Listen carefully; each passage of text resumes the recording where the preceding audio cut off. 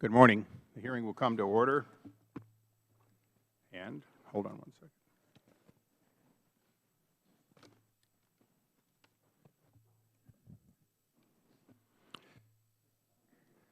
We exist for two fundamental principles.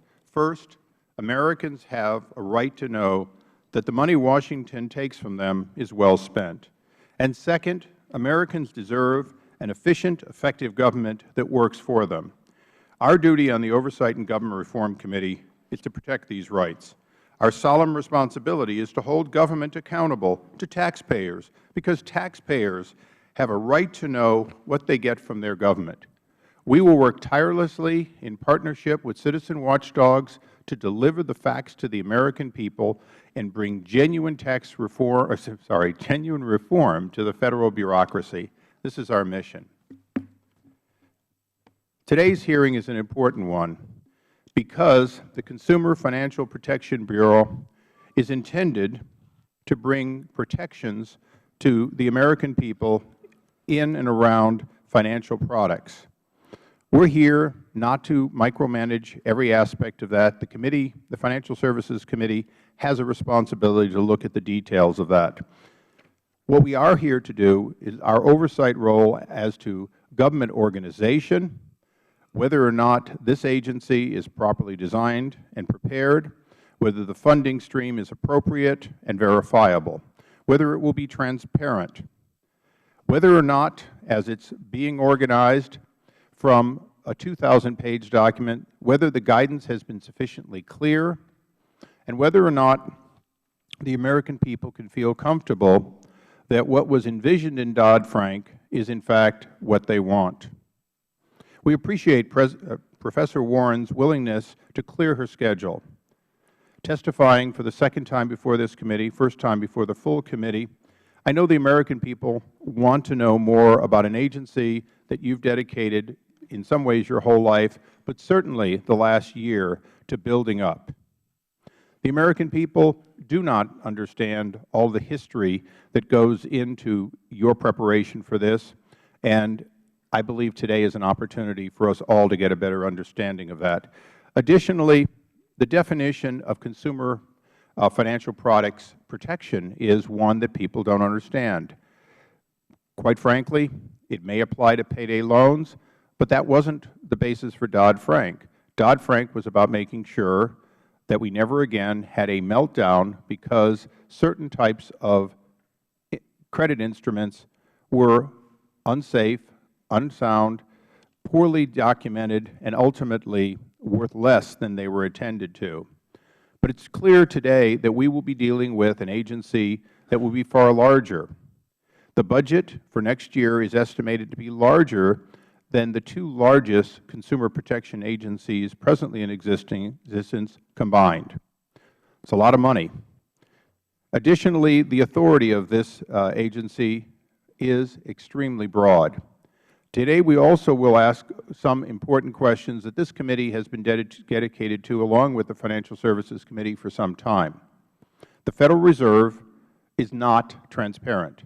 The Federal Reserve does resist any kind of congressional oversight and considers it unreasonable interference. There have been limited, and I repeat, very limited, ability to get transparency in some cases related to the financial bailout from the Federal Reserve. It is likely that without specific and documented ability to have guaranteed transparency and legitimate oversight, that this sub-agency, independent as it might be, but fully funded and accountable to the Federal Reserve, could well become an agency that, well intended, is not well understood or transparent to Congress or to the American people. These concerns and others will be voiced here today. We're delighted to have a witness who, more than anyone, absolutely understands the intention of her agency. Often, you have used the term cop on the beat. Oddly enough, we use it here too. Today, we will ask the questions that will include, does the cop on the beat have a district attorney overseeing the cop on the beat? Is there, in fact, a defense counsel available to check on the cop on the beat? Is there an independent judge of the cop on the beat? Is there, in fact, a court of appeals? And by the way, if I'm accused by the cop on the beat, can I get an attorney paid for by the state? These and other questions are important because we're not talking, in the case of your oversight, about only large international banks. We may be talking about a small organization formed for the purpose of one financial instrument, potentially finding that product in disfavor with the large banks who complain that that product is in some way deceptive. I have no problem with the idea that that will be looked into by your entity. I do have a question about whether or not that small company will have their day in court and their ability not to be in financial ruin if, in order to save their company, they must disagree with your determination. That and many other issues we will be concerned with. Lastly, there is a concept of individual liberty. One of the concerns that the Chair has, and I believe many members of the committee has, is at what point does the American people do the American people have a right to say, I want to be informed, I want to be protected by being informed, but quite frankly, I want something which you may not want me to have. In America, unless it is incredibly dangerous to others or may cause harm to society, generally we let people have what they want, even if we don't want them to have it. We could use many examples. I will simply quit with adult beverages. Under Dodd-Frank, the CFPB will have the power to regulate all consumer financial products and to prohibit the ones it deems unfair or abusive. Today, I hope we will be able to understand what under Dodd-Frank is the scope created by that language and others. I appreciate again your being here, and I yield to the ranking member for his opening statement. Thank you very much, Mr. Chairman, and thank you, Professor Warren, for being here today. And at today's hearing, we have a fundamental difference of opinion about what we believe is important and who we are here to serve. The difference can be distilled into one simple question: whose side are we on? On one hand, homeowners who have been illegally evicted, foreclosed on, and charged inflated fees. They include thousands of U.S. military service members and their families who lost their homes, were charged millions of dollars illegally, and were subjected to other abuses in violation of Federal law. The Chairman asked a question about someone having a day in court and facing financial ruin. They did not necessarily have that day in court, and they have faced financial ruin. Many of these service members are deployed overseas. Their credit has been impaired, and their security clearances have been suspended. While they are fighting to defend our nation abroad, they are also fighting their banks back home. Professor Warren is on the side of these service members, these homeowners, and their families. Holly Petraeus, the wife of General David Petraeus, is now working at the Bureau as the head of the Office of Service Member Affairs to educate service members and banks about their legal rights and obligations. They have joined with our nation's top uniformed lawyers, the Judge Advocate General, to protect service members from the predatory practices of these banks.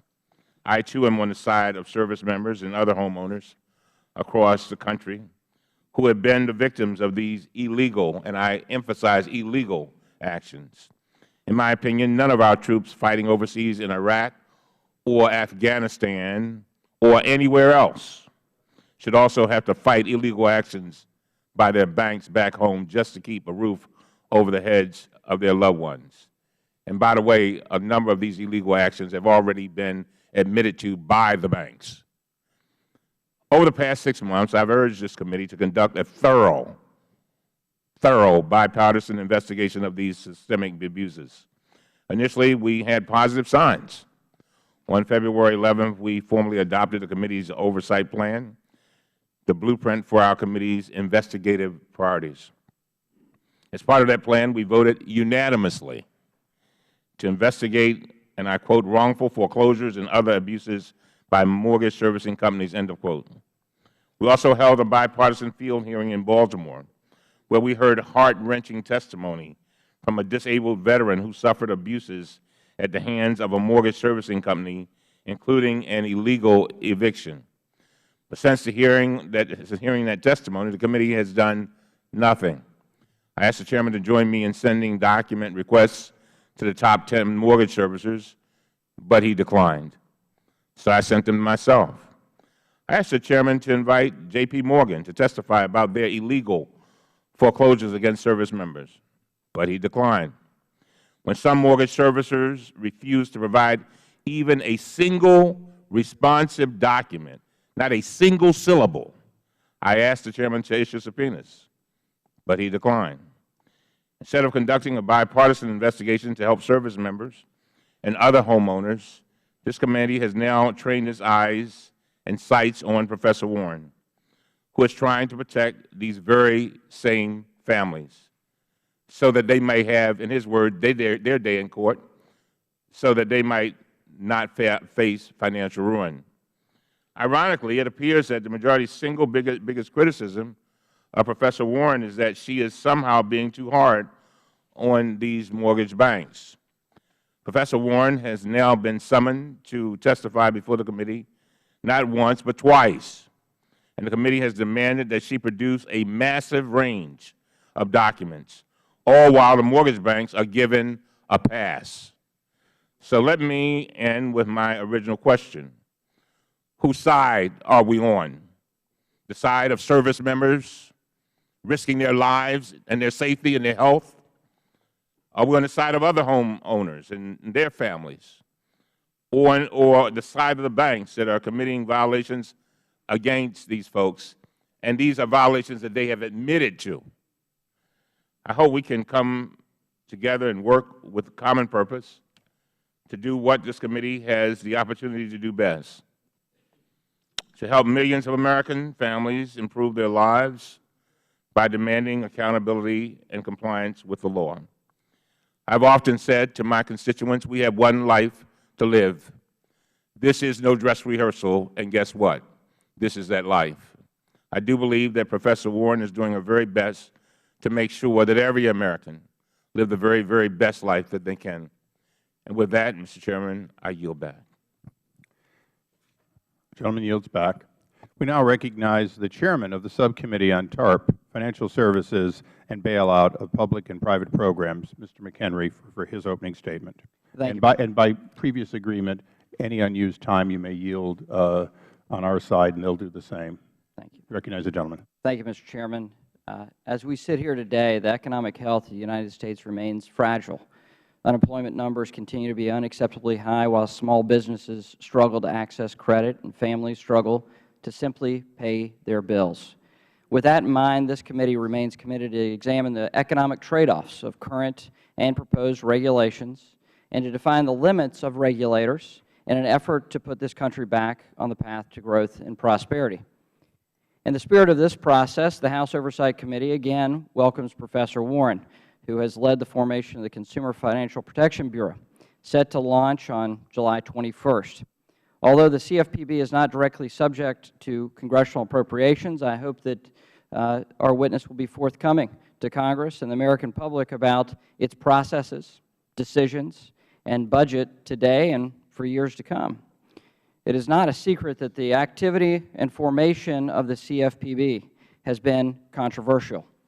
Numerous questions regarding the scope of the CFPB's activity in the mortgage settlement case and the Bureau's regulatory limits remain unanswered. With the CFPB's inauguration next week, it is imperative that Professor Warren explain to this committee and to the American people the specifics regarding activities of the Consumer Protection Agency as of today and its broadly defined authority to regulate access to credit. We all agree that protections are needed.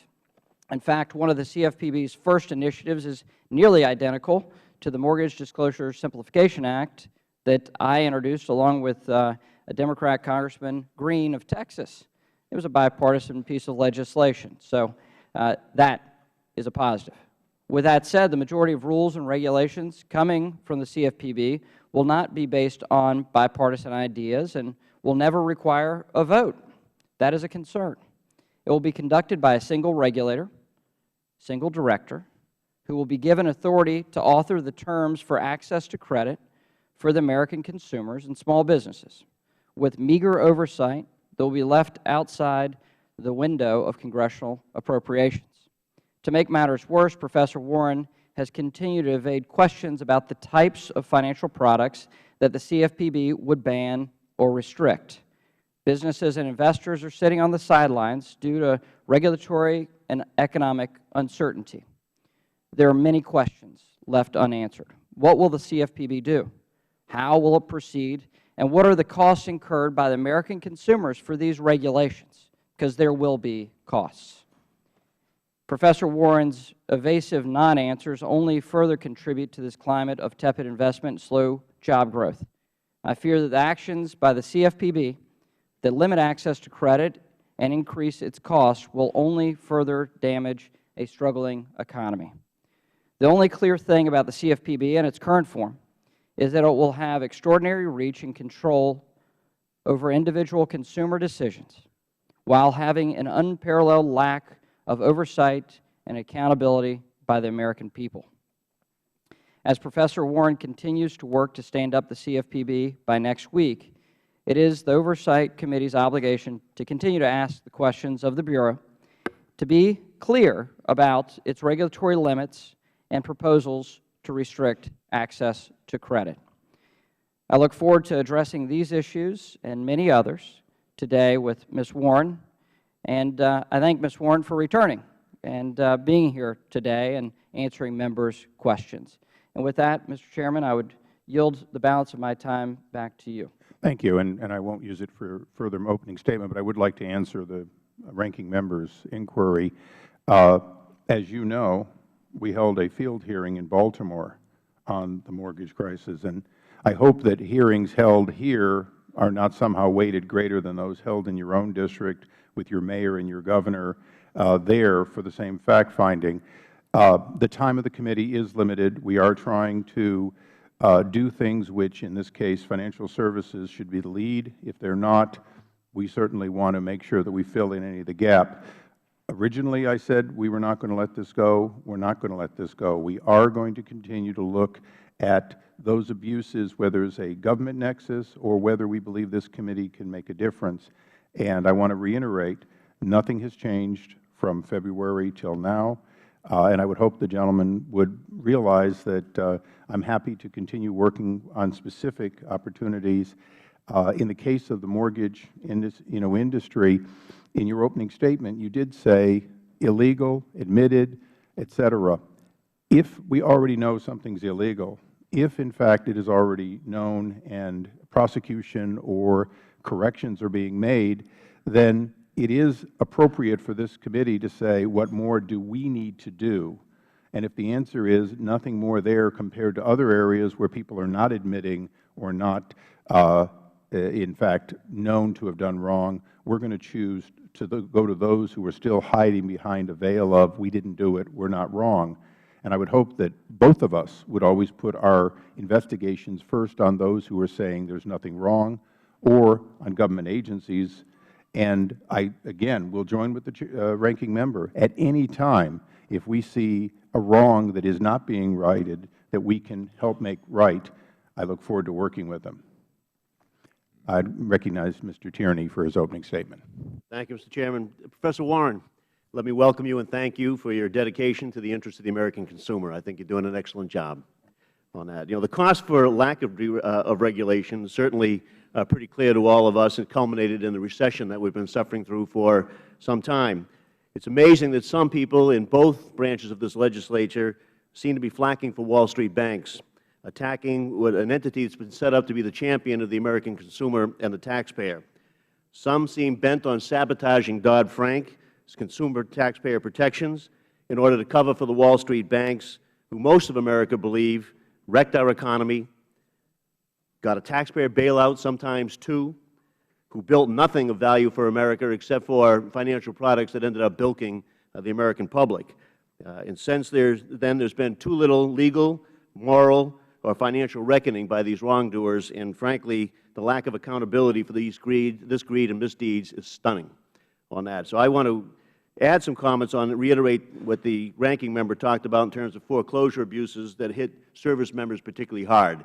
And this is one thing that this committee can continue to do because it's an ongoing matter. As the ranking member of the National Security Subcommittee, I understand that readiness can certainly be affected by troops who struggle to deal with issues back home, when that includes negative credit reports, security clearances that are suspended, and worst of all, losing their homes due to the illegal actions by banks.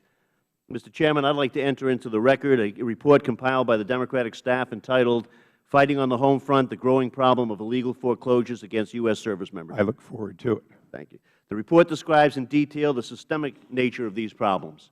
Particularly troubling is that these abuses are already illegal.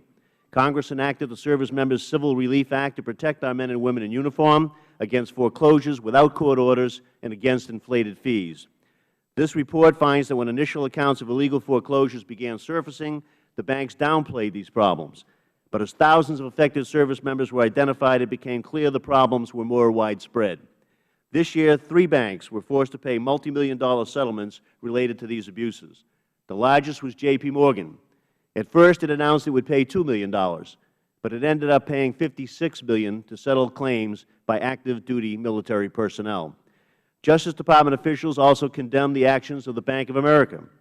This is what they said, and I quote, "The bank failed to protect and respect the rights of our service members, failed to comply with clearly mandated procedures, and foreclosed against homeowners who are valiantly serving our nation." I want to thank Professor Warren and Holly Petraeus, who have been working hard on this issue at the Bureau. Since these illegal actions are so much more widespread, Mr. Chairman, than originally thought, however, I believe a comprehensive investigation by this committee is urgently needed. And with that, I yield to Mr. Quigley for the balance of my time. Thank you. Thank you, Mr. Chairman and Professor Warren. With due respect, I fear that this hearing is focused on issues which distract from the obvious task at hand, helping Professor Warren and others in our attempts to avoid another economic catastrophe caused in large part by unregulated greed. On one hand, we are trying to balance things here, and we are balancing a known entity, the greatest economic downturn since the Depression caused by this lack of regulation, versus the concerns about what an agency is going to do whose full effect doesn't go into place until later this month.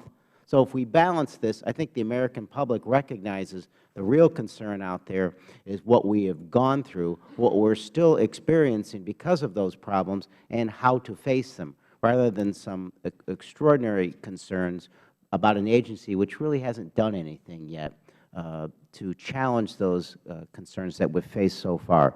And like any agency, the CFPB needs vigilant oversight from Congress, but we should not obstruct the agency from carrying out the intent of Dodd-Frank. As I have said, millions of Americans are still suffering the consequences of housing and financial crisis, which was caused by weak or non-existent regulation. We all here have the beauty of hindsight about what took place, but let's remember what Professor Elizabeth Warren said in 2007. Nearly every product sold in America has passed basic safety regulations well in advance of reaching store shelves. But credit products, by comparison, are regulated by a tattered patchwork of State and Federal laws that have failed to adapt to changing markets. The CFPB was explicitly designed to address these regulatory shortcomings. Just like the Consumer Product Safety Commission protects consumers against exploding toasters, this agency will protect consumers against faulty mortgages. One key strength of the CFPB is to focus on the shadow financial services sector, and that should be a focus today instead of concerns about what we might do.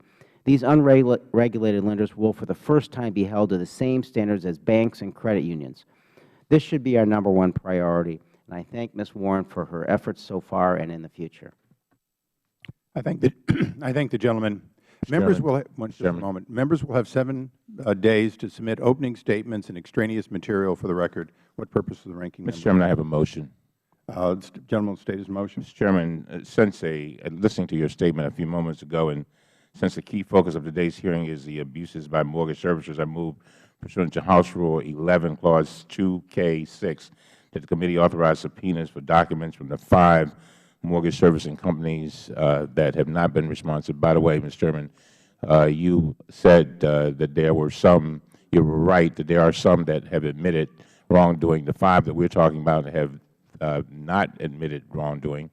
And I think that it would be appropriate, based upon what we've done in other cases, just like you said, we want to make certain things a priority, those things that we need to continue to look into. I think this is an appropriate situation for us to look into it. I thank the gentleman. At a hearing, only motions for subpoenas related to that hearing can be considered in order for witnesses. However, we will take the motion, work with the ranking member on a business meeting where it could be in order. Well, we've consulted carefully with the House parliamentarian, and they tell us that under Rule 11, Clause 2K6, this motion is in order and must be recognized. Under committee and House rules, we notice business of the committee differently than hearings. Today, we have not noticed any business of the committee. So although members would be advised that if a witness had not shown up, a subpoena could be in order to compel that witness, no other business would be appropriate. I will work with the ranking member to notice a business meeting so that it would be. At the next business meeting, including the markup of a post office, it would be ordinarily in order for that. Very well. I thank the gentleman. Mr. Chairman? Yes. I'd like to appeal the ruling of the Chair.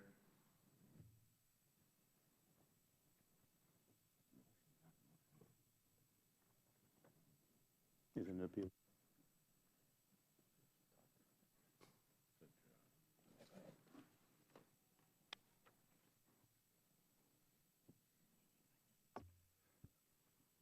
If the gentleman insists on his motion, we will take a 5-minute recess. We stand insist in on the motion. recess.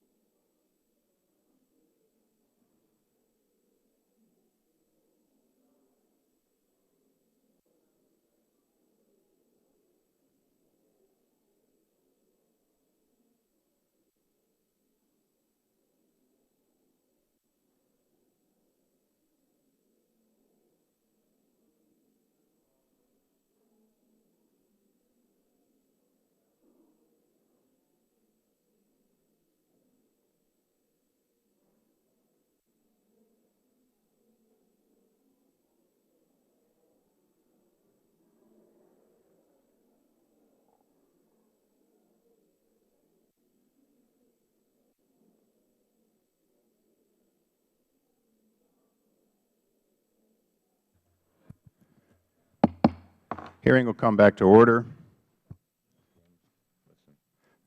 Mr. Tierney, I've consulted with the House parliamentarian, and he informs me that under hearing procedures, which is throughout the 800 pages, at page 802 and beyond of the House Rule 11, which you have referenced, if you look at hearing procedures, what it says is it goes through paragraph 5 of what is in order, which is not included in what you've asked, and then paragraph 6 says, except as provided in paragraph 5, the Chair shall receive and the committee shall dispose of requests to subpoena additional witnesses. Do you have an additional witness? Yes, sir. If you look at the subpoenas, we're moving the subpoena to the custodians of the record for the 5 banks to produce the listed documents. And what would that have to do with today's hearing? It is additional witnesses for the hearing that has been noticed. Right. So the ranking member's motion here is relevant and germane in the following way. The title of today's hearing, all right. But no. Just before I'm answering your question. I'm going to answer it. But let's get to the first question. It says witnesses. Yes. Your subpoena is for documents. It's for the custodian of the records to bring the documents. It is for documents. It's for the custodian of the records to bring them in. It is for documents, not witness. Mr. Chairman, yield. Sir, I've been through this a few thousand times in my life, all right, and I don't know about you, but it's the subpoena is to the custodian of the records for the documents, but the custodian is the one we're subpoenaing in here to produce the documents. So I want to understand your subpoena. So what you want is 10 bank executives to be here with documents. I don't know if they're executives or not. I want the custodian of the records. So you don't want documents. You just want the custodian. Okay. What part of the English language, sir, don't you understand? We want the custodian of the records to bring the documents here. That person will be the custodian of those records and is the appropriate person to produce them as a witness under oath in front of this committee. That's what the subpoenas are for. I appreciate that. Okay. I've been additionally pardon me?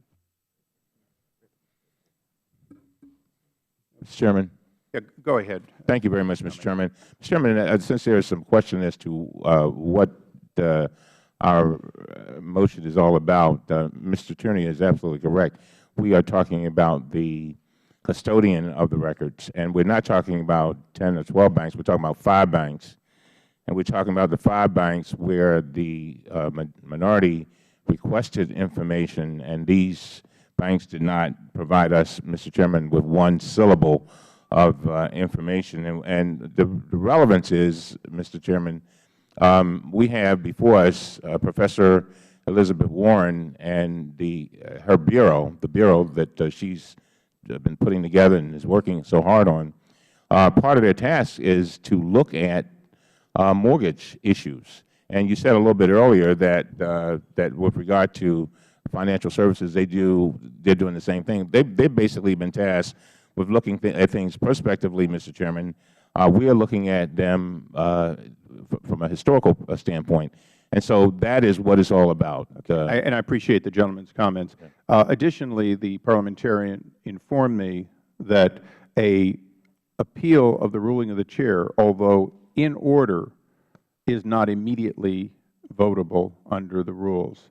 So we will continue this hearing, and it is my intention before the end of the hearing to hold a vote on your appeal of the ruling of the Chair. And with that, parliamentary inquiry. Parliamentary inquiry. Parliamentary inquiry, I will recognize the ranking member. Thank you very much. Just one quick question.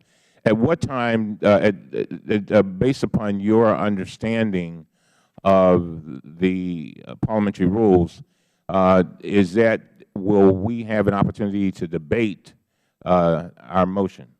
You follow me? In other words, you're talking about an appeal is not debatable. Okay. And so basically, we will not have an opportunity. It's my understanding. Mr. Chairman, that certainly is debatable.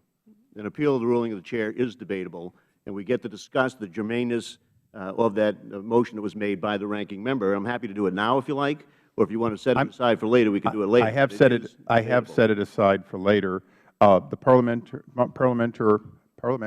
office of the House is available to all members. We'll have plenty of time. Consult them fully. We'll have plenty of time for you to check on what they just told me.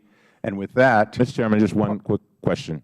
Yes, sir. Mr. Chairman, Rule 5 requires that if a vote is postponed, as you are doing, you shall take reasonable steps to notify members as to when that vote will be held. Pursuant to this rule, I ask that you provide all members with at least half an hour notice before holding a vote on the pending motion. It will not happen before 10:40. Mr. Parliament. At this point, Parliamentary inquiry, Mr. Chairman. Professor Warren, Parliamentary inquiry. I appreciate your being here. Pursuant to committee rules, all witnesses will be sworn before testifying. Please rise and raise your right hand. Point of parliamentary procedures, please. Please. Do you solemnly swear or affirm that the testimony you are about to give will be the truth, the whole truth, and nothing but the truth? Thank you. Please have the record reflect that the witness answered in the affirmative.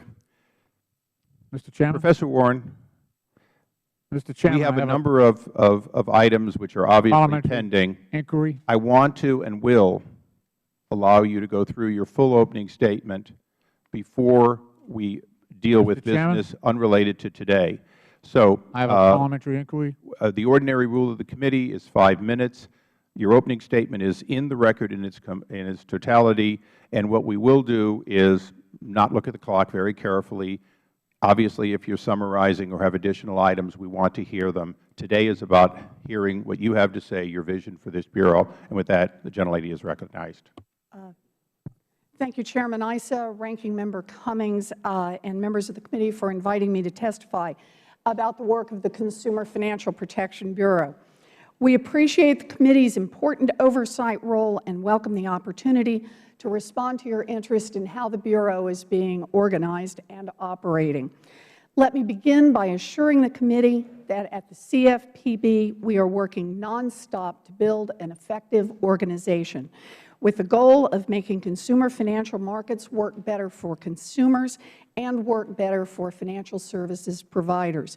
We want to make prices clear, and we want to make risks clear, and we want consumers to be able to compare 2 or 3 credit cards or 2 or 3 mortgages head-to-head. We are opposed to complicated forms and fine print. We believe they do not help consumers, and they do not work for responsible lenders who are happy to have their products compared head-to-head in a competitive market. At the end of the day, we think every consumer should have the basic information they need to answer 2 basic questions. Can I afford this, and is this the best deal I can get? That's how markets are supposed to work, and that's where this new agency is headed. We have all seen the consequences of a regulatory system in which no single regulator has the authority and the comprehensive tools necessary to ensure that consumer financial markets work for American families. For years, we have seen the growth of fine print that hides important and complex terms, fine print that makes it almost impossible for consumers to know what they are really getting into before they sign on the dotted line. We have also witnessed an explosion of high-risk credit consumer lending among largely unregulated companies, such as payday and car title lenders. And we have seen the economy driven to the brink of collapse by subprime lenders peddling high-risk mortgages to people who couldn't possibly repay them. As a country, we are all paying a high price for a broken consumer credit system. The CFPB will increase accountability in government. Under the old system, 7 different Federal agencies had bits and pieces of consumer financial protection, but no one had the authority and the comprehensive tools necessary to monitor whether prices and risks were clear and to ensure that consumer financial markets work for American families. In the wake of the worst financial disaster since the Great Depression, the Dodd-Frank Act reformed this flawed regulatory structure by placing consumer financial protection responsibility squarely on the CFPB so it can be directly accountable both to Congress and to the American people for getting the job done. In my written testimony, I describe in detail our achievements to date in standing up the new Consumer Financial Bureau. We've made significant progress in our efforts to combine 2 complicated mortgage disclosure documents into a single short form. We are laying the groundwork to supervise non-bank lenders, which will give better protection for all families and help level the playing field between banks and other kinds of lenders. We are setting up our Office of Service Member Affairs under the very strong leadership of Holly Petraeus. We have put the basic building blocks in place for a functioning agency, hiring approximately 400 employees from diverse backgrounds. We have people who are coming to us from financial services, consumer advocacy, community banking, government service, private legal practice, and regulatory compliance. And we have kept stakeholders informed every step along the way. I have talked directly with community bankers in all 50 states. I have spoken with literally dozens and dozens of credit unions and credit union officials. I have also spoken with big bank executives, with trade associations, with government watchdog groups, and with consumer advocates across the country. I am pleased to report that our various initiatives on improving mortgage forms, supervising non-bank credit businesses, and setting up a strong military service office have received widespread support from both individuals and groups across this country. In my written testimony, I also describe in detail the steps Congress has taken to provide meaningful oversight over the CFPB and to make sure that it remains accountable both to Congress and to the American people. I appreciate the opportunity to discuss that oversight today. So with that, Chairman Issa, Ranking Member Cummings, members of the committee, thank you again for inviting me to testify about the Consumer Financial Protection Bureau.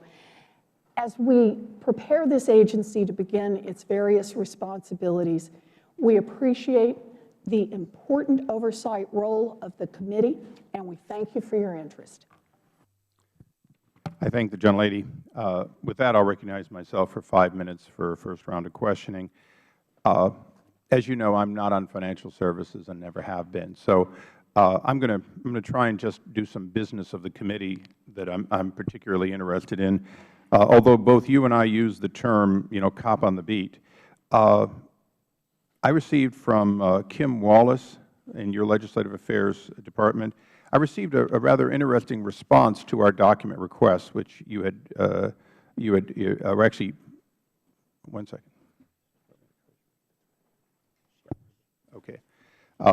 And we're going to leave you with a copy of it. We're a little, I think he works sort of for you through Treasury. No, sir. I'm sorry. He doesn't work for me. He Okay. works for the Secretary of the Treasury. Okay, then. And is part of the Treasury. We have okay. Well, the documents, though, that we requested from you. And what we'll do is we'll give you a copy of this to take back, because we don't mind that we need to work through document requests. We've gotten about 300 pages from what we asked for. The gentleman said that it was voluminous, but we actually only received about 300 pages, most of it public. But Justice said that some of the documents we requested, Department of Justice has concerns about responsive records that may implicate the Department's equities. The Department has advised us that disclosing some of these records would adversely impact ongoing law enforcement efforts. Now, just for you, Professor Warren, you're not in law enforcement. You're not involved. You wouldn't be involved in things which are criminal investigations at this time by your agency, would you? No, Congressman, Mr. Chairman, I'm sorry, but I'm afraid there may just be a little bit of confusion here, and I want to make sure we don't get down the wrong path here. I believe there are requests to the Department of Treasury. It's not to us. Well, the problem is that you're not stood up yet. So we put it to the agency that is custodian of your records. Let me go through a couple more. Then again, we're going to have you take these with them, because come July, what's the 21st? It's a week from today. A week from today, you're going to inherit these things. During this intervening period, FOIA requests have come in from Thomson West and from Judicial Watch, and they have been apparently pretty inadequate, so inadequate that Judicial Watch is appealing the CFPB's search for productive records, stating that it was an abuse of disclosure. The problem is they received, Professor, they received these documents. Actually, that's not the, yeah, that's their letter. And Professor Warren, That work? I'm sorry. they received documents that looked like this.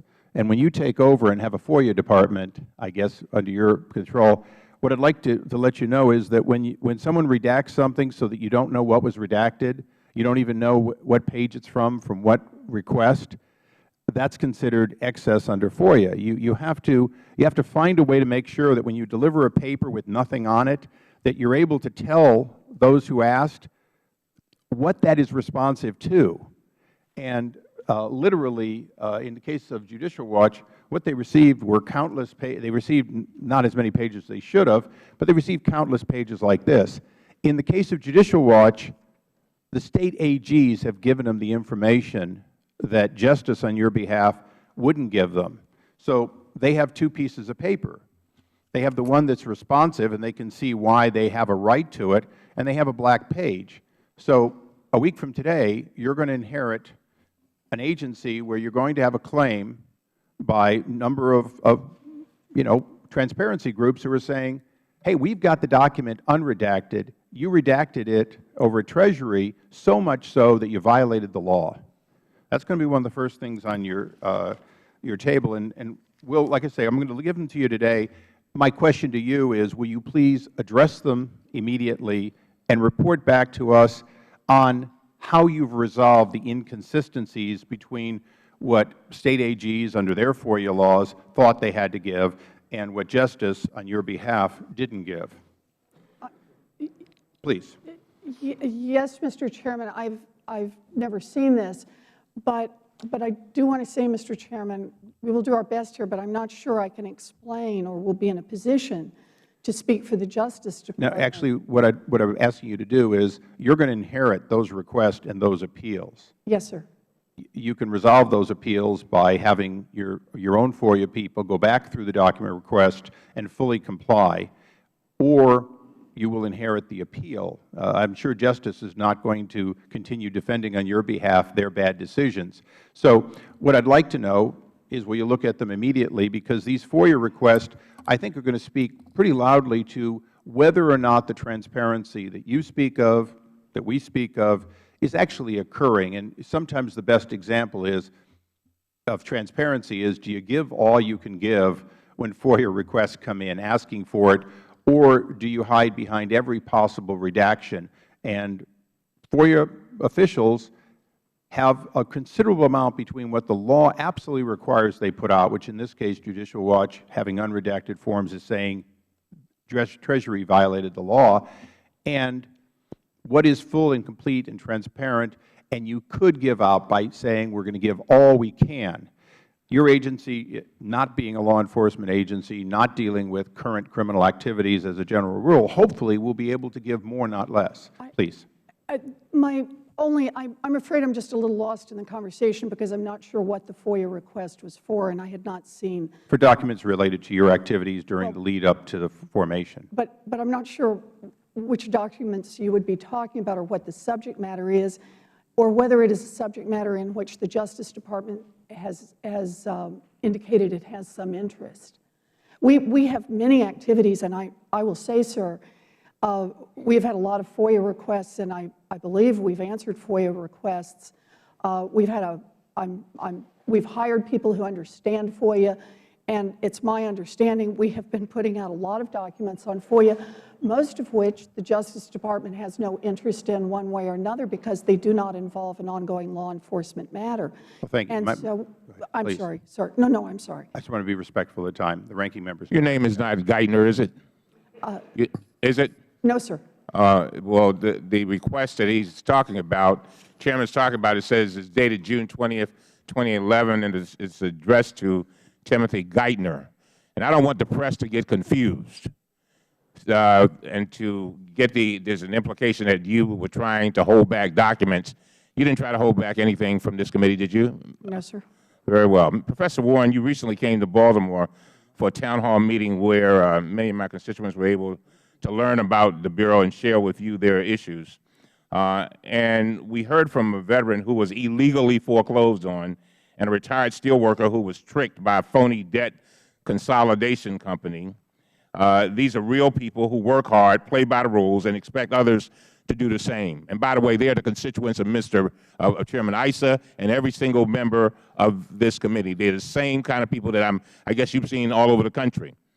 What struck me most about the town hall meeting, however, was the overwhelming excitement. And I don't know if you know it, but they literally had to turn people away. Several local papers said that you were treated like a rock star. I don't know about that, but they said it. How often do you see our constituents, and how have you been moving around to gather information? Can you tell us about that very briefly, because I have a number of questions I want to ask you? I can, Congressman Cummings, and I appreciate just even the brief opportunity to do this. One of the most exciting parts about setting up the new Consumer Financial Bureau has been to be able to spend time talking to Americans around the country. And these are Americans of all political persuasions, Americans of all ages, Americans of all races, who say, this is a real chance to see government work for me. This is a chance to have somebody on my side. This is a chance to have a voice in a world in which it's all run by big companies who want to drown me in fine print and tricks and traps and surprises that always keep me down. I think we have a real chance with this agency, and it's a chance not only to help markets work better, but a chance really to restore hope for many Americans who are starting to. Well, what I heard from folks is that they said, basically what you just said, they're just glad that they have somebody looking out for them. They said the banks are doing okay. They're making record profits. But they want to do okay. And sadly, so many of them are drowning. Now, let me ask you about the mortgage abuse issue. On April 13th, 2011, the Office of the Control of the Currency, the Federal Reserve, and the Office of Thrift Supervision and the Federal Deposit Insurance Corporation issued a report finding widespread problems at 14 mortgage servicing companies. Let me read the major finding, and I quote, "The weaknesses at each servicer, individually or collectively, resulted in unsafe and unsound practices and violations of Federal law and State law requirements. The results elevated the agency's concern that widespread risks may be presented to consumers, communities, various market participants, and the overall mortgage market. The servicers included in this review represent more than two-thirds of the servicing market. Thus, the agencies consider problems cited within this report to have widespread consequences for the national housing market and borrowers." Professor Warren, and that's the end of quote, Professor Warren, these are massive and systemic weaknesses. When the Bureau is up and running, what role will it play in addressing them? Well, it's, I think the best way to understand it is that we will be on the front line. And the question is, what kind of mortgages get fed into the system on the very front end? Is it possible to use mortgages to surprise people, to trick people, to drown them in terms that no one understands, so that consumers are neither able to ask the question, can I afford this, and is this the best deal I can get? Our job is to be there on the front end, and we're taking enormous strides in that direction right now, to make sure that in the first instance, mortgages are clear, people can tell what they can afford, they can shop in a competitive marketplace. It is also our job to be there throughout the process, including at the end in mortgage servicing, if there are problems, all the way through default and potentially foreclosure, to make sure that the large financial institutions that handle these transactions are complying with the law. That will be our job, sir. Now, with respect to service members, the report found that cases in which foreclosure should not have been proceeded, including against borrowers who were covered by the Service Members Civil Relief Act. However, this review was based on only a sampling of a relatively small number of files. To address these widespread abuses, the agencies initiated enforcement action against all 14 banks. They directed a comprehensive review of all files of affected homeowners to identify borrowers that have been financially harmed and provide remediation. Professor Warren, when will we know the full extent of this problem this year and next year? Do you know? Congressman, I do not. I rely on Sheila Bair in her most recent testimony, who pointed out, even with this, we really do not yet know the full extent of the problem. And it's pretty bad, huh? Yes, sir. Thank you very much. Gentleman's time has expired. I now recognize myself for 5 minutes. The Investors Business Daily reported on July 8th that the Justice Department has an investigation ongoing about biased banks, about lending in minority communities. And I was wondering, you've been an advisor to the Justice before under your testimony, and regarding the mortgage issue, the mortgage servicer issue. So I wanted to know if you're serving as an advisor for this investigation. The Secretary of the Treasury asked us to get involved in the mortgage servicing issue. I'm asking. You've already testified about that, but I was wondering about this bias bank investigation that's been reported in the New York Times and the Investors Business Daily. He has not asked us to be involved in that. Okay, I don't believe. Now, in terms of, in my opinion, I think financial terms need to be accurately and correctly disclosed to individuals, and individuals can make their decisions based on whether or not they'd like to purchase the product. For instance, the one-page mortgage disclosure issue you mentioned in your testimony, that you mentioned before, that I mentioned in my opening statement. I think that's positive.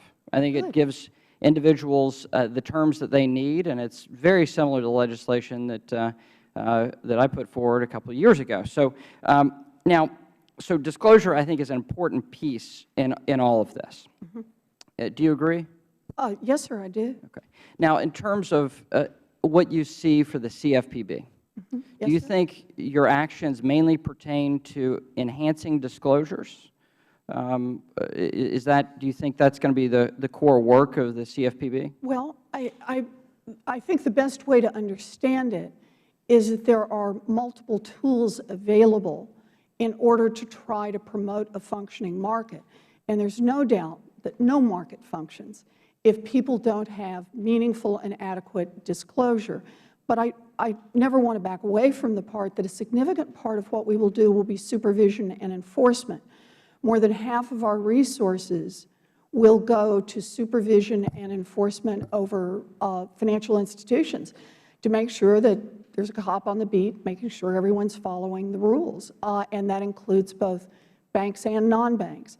And if you'll forgive me, I would also add to that, just because I think of this in terms of the central areas where we work, we also will have a significant responsibility on consumer financial education.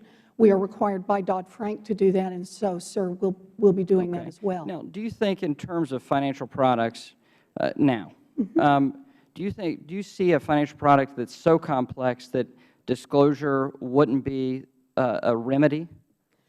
Yeah, it's a good and an interesting question, Congressman McHenry. I recall sitting in the House Financial Services during long testimony, and the question came up about banning products. And I remember that Ed Yingling, the then president of the American Bankers Association, said, yes, there are certain products that should be banned. I am less certain if that is true. I am a big believer in disclosure, meaningful disclosure, and I'd at least like to start with the concept of let's get out there and try some real disclosure, put some real power into the hands of consumers, and see if we can't get these markets working. I believe in markets. Do you see a financial product out there today that needs to be eliminated? I don't know of one, sir. Okay. But if you had a particular suggestion you'd like me to take a look at, or others to take a look at, and there may be others. I don't have a $500 million budget, so I'd leave it to you and the 400 people working for you. In terms of, that's why I thought you'd have some ideas on this. Now, in terms of enforcement mechanisms with CFPB, beyond disclosure, do you think those enforcement mechanisms would prescribe terms going forward, meaning setting interest rates and fee structures? No, sir, I think what enforcement mechanisms are about are making sure that the laws are properly enforced.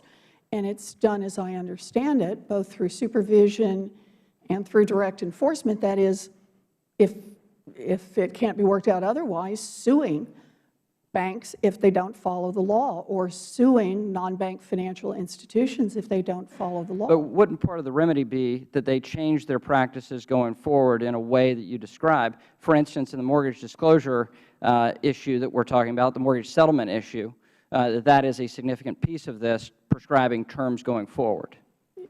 Yes, sir. That would be new regulations that would replace the older, complicated, more complex regulations that required higher regulatory costs for the financial institutions and probably produced a whole lot less value for consumers. And what we're going to do now, and I think what we've got, is something that is both cheaper for mortgage originators, for banks, particularly for community banks and credit unions, to issue, and produces more value for consumers. And it's a form, and they will be required to follow the form, just like, just like under current law, only it would be an easier and, we think, more effective form. Ms. Maloney is recognized for 5 minutes. The minority presented the list, and I'm reading the list. If the gentlelady wants to. Thank you for considering me, but I think it's based on arrival. Thank you very much, and welcome, Professor Warren. I would like to ask you that after we went through the Great Recession and almost had the Great Depression, in which $18 trillion in personal wealth in this country was lost, would you say there was an overwhelming consensus that reforms were needed to prevent another crisis, and that the CFPB, and I would say the Credit Card Bill of Rights, which I authored, were and are important protections for consumers? Yes, ma'am, I would. And do you think that the CFPB is already carefully constructed, urgently needed, and should be free to protect consumers as intended and go into effect on July 21st? Yes, ma'am, I do. Well, what has concerned me deeply, not only in this committee but in the Financial Services Committee in which I serve, is the number of questions against you because people have asked you for advice. Now, I thought freedom of speech was in our Constitution and a fundamental right of our country. You have been described as a leading consumer specialist advisor. Is it unusual for, well, you're an advisor to the President now and to Secretary Greitner, but is it unusual for other members of government, Congress members, AGs, states, city council members, other professors, other leaders and captains of industry or managers in industry, is it unusual for them to call you and ask you for advice? Congresswoman, I've been giving advice for a very long time. I hope it's been valuable, but I've always been willing to answer the phone and always been willing to talk to people. And you can't. You don't have a vote on anything right now. You're just basically putting in place an agency that the President has asked you to put this agency in place. So you basically don't have any power to force anyone to do anything. Yes, ma'am, that's right. But you can answer the phone and you can give advice. Well, I would say that's a basic American fundamental principle and one that should be protected for every person, and especially professors and academics that are leading specialists in areas. If you talk about oversight, you talk about transparency, the last thing we want to do is say people can't give advice. Would you say that's a fair statement? Well, I like to think that it's good to get advice. I should say, Congresswoman, I believe in advice, and I believe in it in both directions. We have been the beneficiaries at the Consumer Financial Protection Bureau of a great deal of advice from many, many people outside government and many people inside government, and I'm glad we've been able to do that. Okay, I would like a unanimous consent to place in the record an article that was in the American Banker entitled "A Leaderless CFPB is Not a Blessing for America's Bankers." Without objection. And it talks about banks will likely pay a price for a leadership CFPB, and it talks about what the CFPB on what they can do in July 21st, but what they can't do if they don't have a confirmed leader. Now, what they can do is write and enforce the rules that are already in place from the FTC and HUD and other banking agencies. But what is interesting to me is what they cannot do, which I believe would be very beneficial to placing American banking on a level playing field. And they cannot define which non-banks should be supervised by the agency. They cannot examine or enforce laws against the non-banks.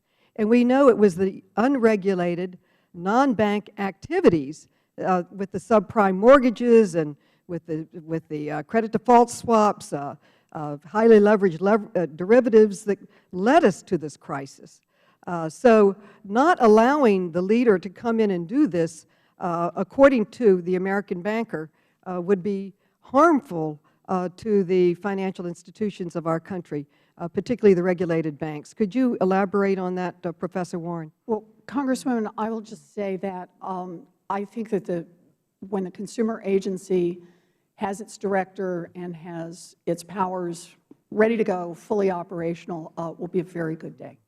I would like to also comment on the ranking member's first statement. I have 3 seconds to go. Expired. I have 4 seconds. Oh, my time has expired. All right, thank you. Oh, my goodness. I just want to say 160 service members were foreclosed on unfairly, according to the Department of Justice, and I feel that his subpoena is rightly in order and should, on the merits, we should look at this information on the abuse to the American military servicemen and women. Mr. Chaffetz is recognized for 5 minutes. Thank you, Mr. Chairman. The House Appropriations Committee was quoted in their report as saying, quote, "disappointed that an agency dedicated to transparency and accountability was not more forthcoming about how it plans to spend the taxpayer money." It also went on in there to say, quote, "in the absence of this fine print, the committee cannot discern what the Consumer Financial Protection Board plans to do, how it will do it, or how much it will cost." Given that your agency is about to open up here in about a week, how do the taxpayers, how do we see what you are going to do and how you are going to do it? Well, Congressman, we started 5 months before the date that we're supposed to go live, building a website, trying to put as much information out there as possible. Okay. Now, about on the website, my time is so limited. My apologies. Sorry. What I want to get is very specific about the budget that you put forward. In this document, which is just 7 pages, it has just 10 line items. The 2 biggest line items are full-time permanent positions, followed by personnel benefits. That accounts for about $225 million in expenses. Third item is contractual services, which has a very specific number of $48,907,000. Where is the detail about what you are going to do and how you are going to do it? So how do we find the breakdown of that number and how you are going to organize this agency? Because you have obviously got some specificity in the numbers. We are looking for the documents, the transparency, and how you are actually going to do that. So, Congressman, let me try this at 2 levels, and you tell me if this is helpful, and if it's not, I'll try a different way. The first level is to describe in a big sense where we will be spending money in the Consumer Financial Protection Bureau, and if you just think of it like a pie. Half of the pie. I'm worried about the fine print, the details. The Appropriations Committee, this Oversight Committee, we don't have the details of how you're actually going to organize and put this forward. Let me read, for instance, go ahead. So also, Congressman, and I'm afraid I'm blocking on the name, but every contract issued by the Consumer Financial Protection Bureau is done, as you would know, through the ordinary competitive process, when appropriate, through procurement. But in advance of those contracts, for instance, this is directly from the House Appropriations Committee. Unlike other agencies, the Consumer Financial Protection Board does not describe or explain the relationship between its policy objectives and the budgetary resources. Performance measures or goals, significant proposals that affect obligations in the 5 to 10-year period and their relationship to the current year and budget year, or the budgetary effect of workload, strategic planning, capital planning, or investment in an information technology. How do we get the details of all of this information? You obviously have a top-line number, and that was based on something, but you seem to be hiding the details of how you came up with those numbers. Congressman, no one's hiding anything. We publish all contracts in, it's not called the Federal Register. There's a special place these are published. But I'm not talking about the contracts. You have only on your website for consumer. I'm worried about the person who's out, in Albuquerque or in Provo, Utah. How do they find out the makeup of all these numbers and the details? As the Appropriations Committee suggested, they can't see that information. I doubt the public can see it either. Then they may want to go to www.usaspending.gov. It will list the type of contract, the awardee, and the amount of the contract. They may also want to— What about all these other items, for instance, not just the contracts, performance measures and goals, budgetary resources, how you're going to, what are these people going to be, where do we find all that information? Because it's not on the website compared to other agencies. Congressman, we're in the process, for example, of developing our performance metrics. And we are not yet standing up as an agency, but as soon as we are stood up, we are putting as much of this as possible. So are you saying by next week you're going to have this? Let me say it this way, Congressman. You just said you would have it when you stand up, and that's next week. So are you telling me that this will be available next week? Congressman, I don't want to overpromise because I'm not sure how many things you read. I'm not familiar with the document you're reading from. You're not familiar with the appropriations report? Of course, I try to stay up with the appropriations work. I'm not sure what particular paragraphs and lines. You're going to hand that to you right here. It's the budget justification, which is dramatically different than any other agency moving forward. I'm sorry, Congressman, is this your document? This is our document. Yes. I think you were reading from something else, sir. But based on your giving that document to the Appropriations Committee, the Appropriations Committee said, unlike other agencies, and it listed out all the other things that that they normally see, that we normally see as members of the Oversight Committee, and all of that is absent. Congressman, Point of information. Mr. Chairman, could we get a copy of this document to also look at it so we could understand the questioning? Sure. Yeah. We'll give it. And could I also ask, is there a request outstanding from the Appropriations Committee That's my understanding, for more yes. information? Yes, and I think this committee is also asking for that same sort of transparency. Congressman, if that's the case, we would be glad to come back. We would be glad to brief you. We would be glad to work with you in order to find something that is adequately transparent both to Congress and to the American people. I have to yield back. My time has expired, but I would hope that information be on the website for the public as well. Thank you. Thank you, Congressman. Ms. Norton for 5 minutes. Mr. Tierney for 5 minutes. Thank you, Chairman. Mr. Chairman, this is stunning. I really have to say this whole display of being concerned about a consumer group, that somebody might actually be standing up to protect the consumer and the taxpayer here as opposed to flacking for the banks. This is a not too transparent attempt here to sabotage the Consumer Protection Agency. Will the gentleman yield for 15 No, I won't, seconds? Sir. I won't. I only have 5 minutes, all right, and I probably won't get to go over as you did. All right? But the fact of the matter is this is absolutely incredible. We have no concern here about responding to subpoenas to the banks, asking them to show us documents related to their foreclosure on servicemen and women acting in Afghanistan and Iraq on behalf of the American people. The gentleman yield. But we're doing, we're going around and around and around here about an agency that's in the process of standing up. Professor Warren, I think the abysmal record of these mortgage services is pretty well chronicled. I have over 100 cases at any given time in my office alone. They lose documents, they're unresponsive, they give conflicting guidance, they refuse to process payments, they have false negative credit reporting. All of that's going on, and it's terrible for the people generally, but it's even more terrible when they do it with respect to our service members who are deployed overseas. So I want to ask you about a particular case, a case of Captain Kenneth Gonzalez in the United States Army. Would you put that up, please? I think you may be familiar with this case, and I want to ask you about it. He was deployed to Iraq as a lieutenant from December of 2009 to December of 2010. His bank, Chase, told Captain Gonzalez's wife to submit their mortgage payments by using money orders. So she did it. But Chase then failed to process the payments. Then they submitted inaccurate negative reports to the credit bureaus, which then affected and badly impacted Captain Gonzalez's security clearance while he was still deployed. The military JAG officer tried to help him But she described the uphill battle that she had when she wrote an email to the American Bar Association. I'd like to quote it for you. She said, "To be honest, I've not been able to do anything for this client.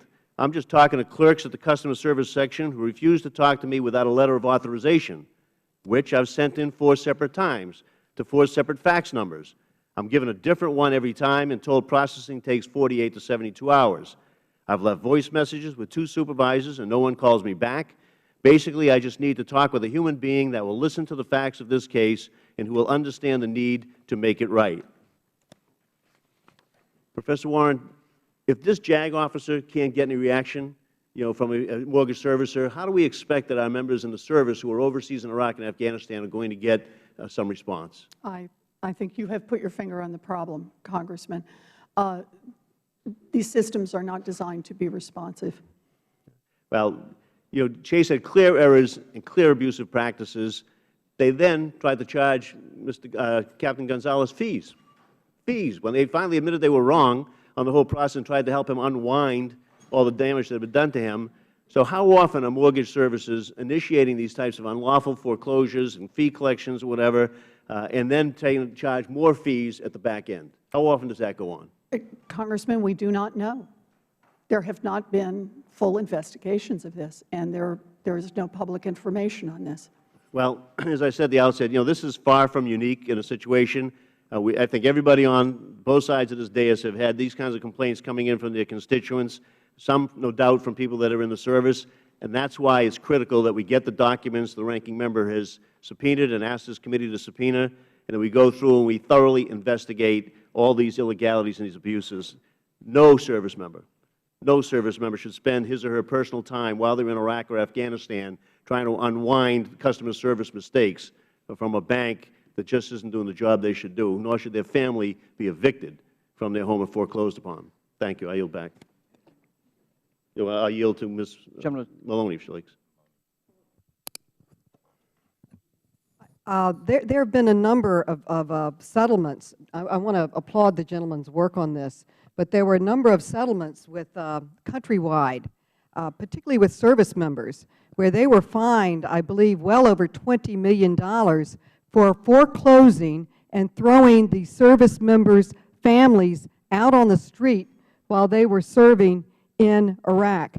I have read those documents, and I ask permission to put them in the record to support the fine work of Mr. Tierney, and also to say that we can talk about substance, process, appropriations, but we are the investigative committee, and I believe that we should follow on with a subpoena or with voluntary actions the leadership that the ranking members put forward to look at the bottom of this.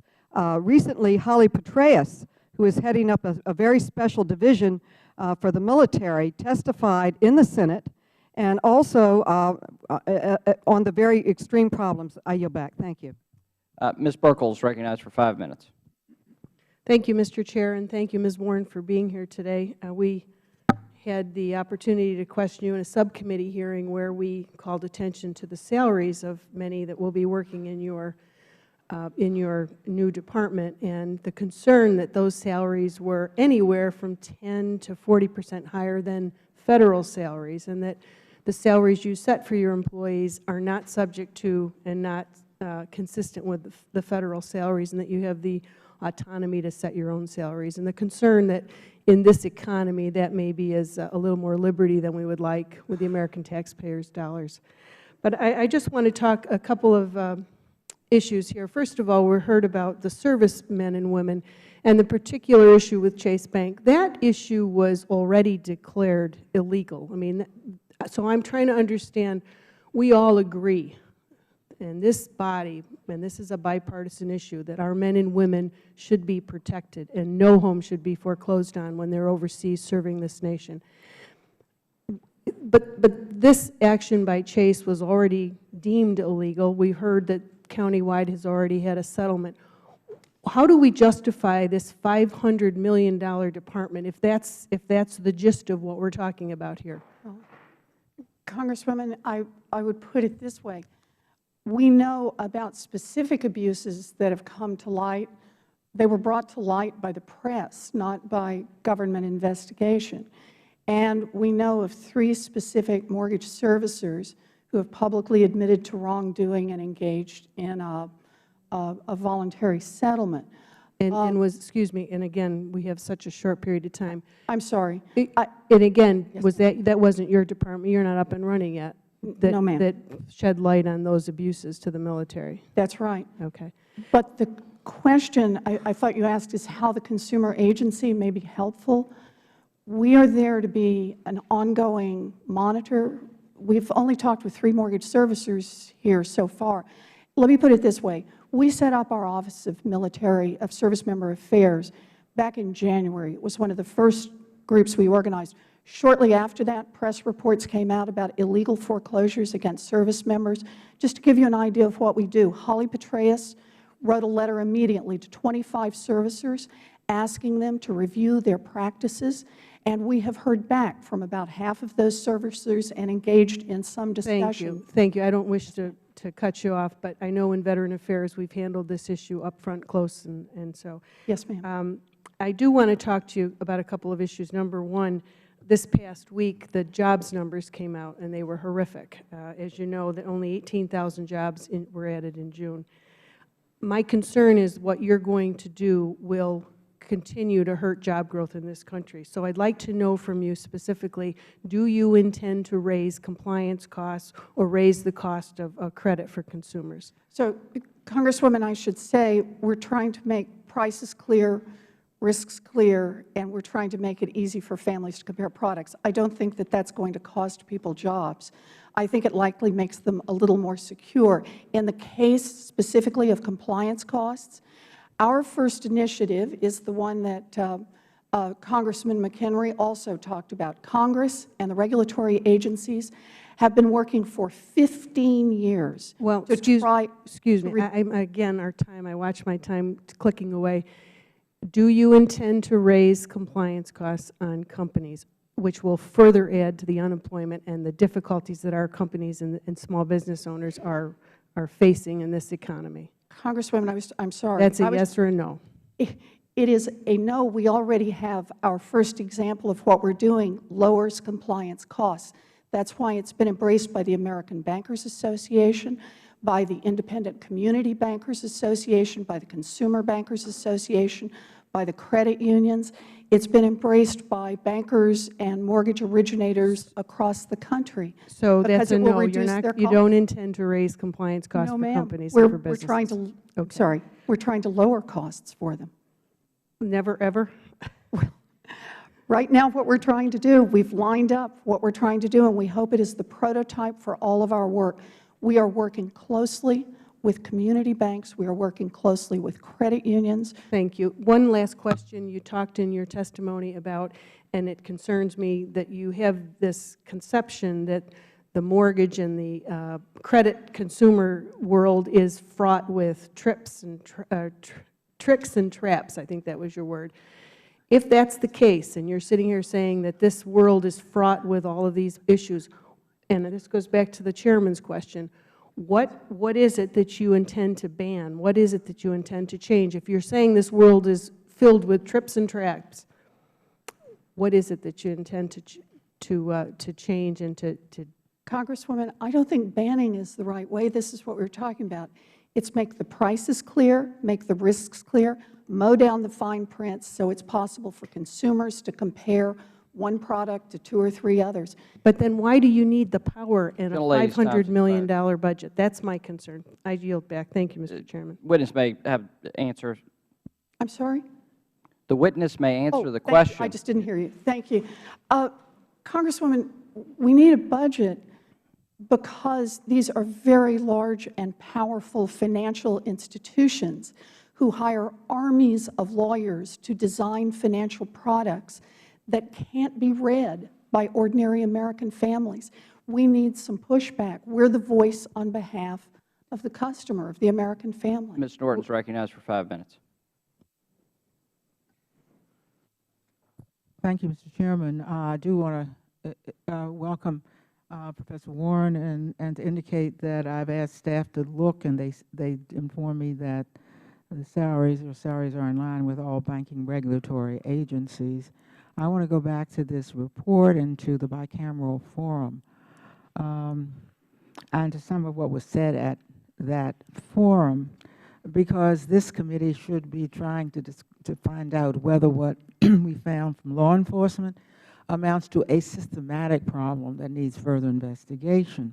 Holly Petraeus, the head of the Office of Service Member Affairs, appeared at this bicameral forum, and she was asked whether the cases of the kind she had heard were isolated or more typical. And let me read you what she said.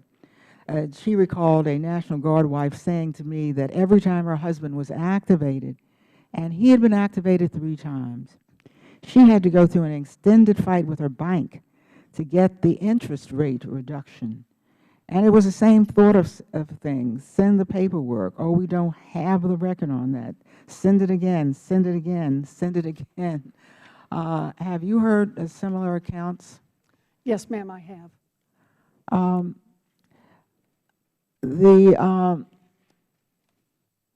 I want to ask you about what you think that the CFPB could do, because we know it's not charged with enforcing the Service Act. So I think it's fair to ask, what would be the role of the CFPB in uncovering and doing something about these kinds of abuses and ensuring that what our service members are encountering does not happen again and again with bank after bank? Thank you. If I can, I'll give a 2-part answer. The first part is that last week, the Consumer Financial Protection Bureau, led by Holly Petraeus, signed an understanding with the Judge Advocates General of all of the services.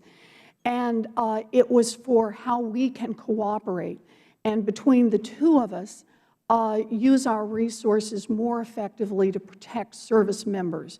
We had already been well into the process of working with the Department of Defense, and this was just a more formal acknowledgment of that process, and I think building a strong relationship going forward. But I also want to say a second thing about it within the consumer agency, and that is what it means to have a strong leader like Holly Petraeus, what it means to make an Office of Service Member Affairs front and central in this organization.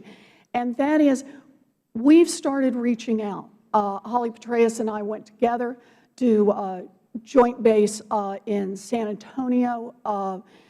We've been to other places. She's been on her own. She's opened up a website. We've hired more people. Well, Professor Warren, this is just the kind of thing we had hoped you would be doing. I'd like to ask you, though, about the kinds of complaints that you expect to receive first when you come online on July 21st. Have you anticipated what kind of complaints are likely to come to the forefront, and do you expect these service member complaints to be among them?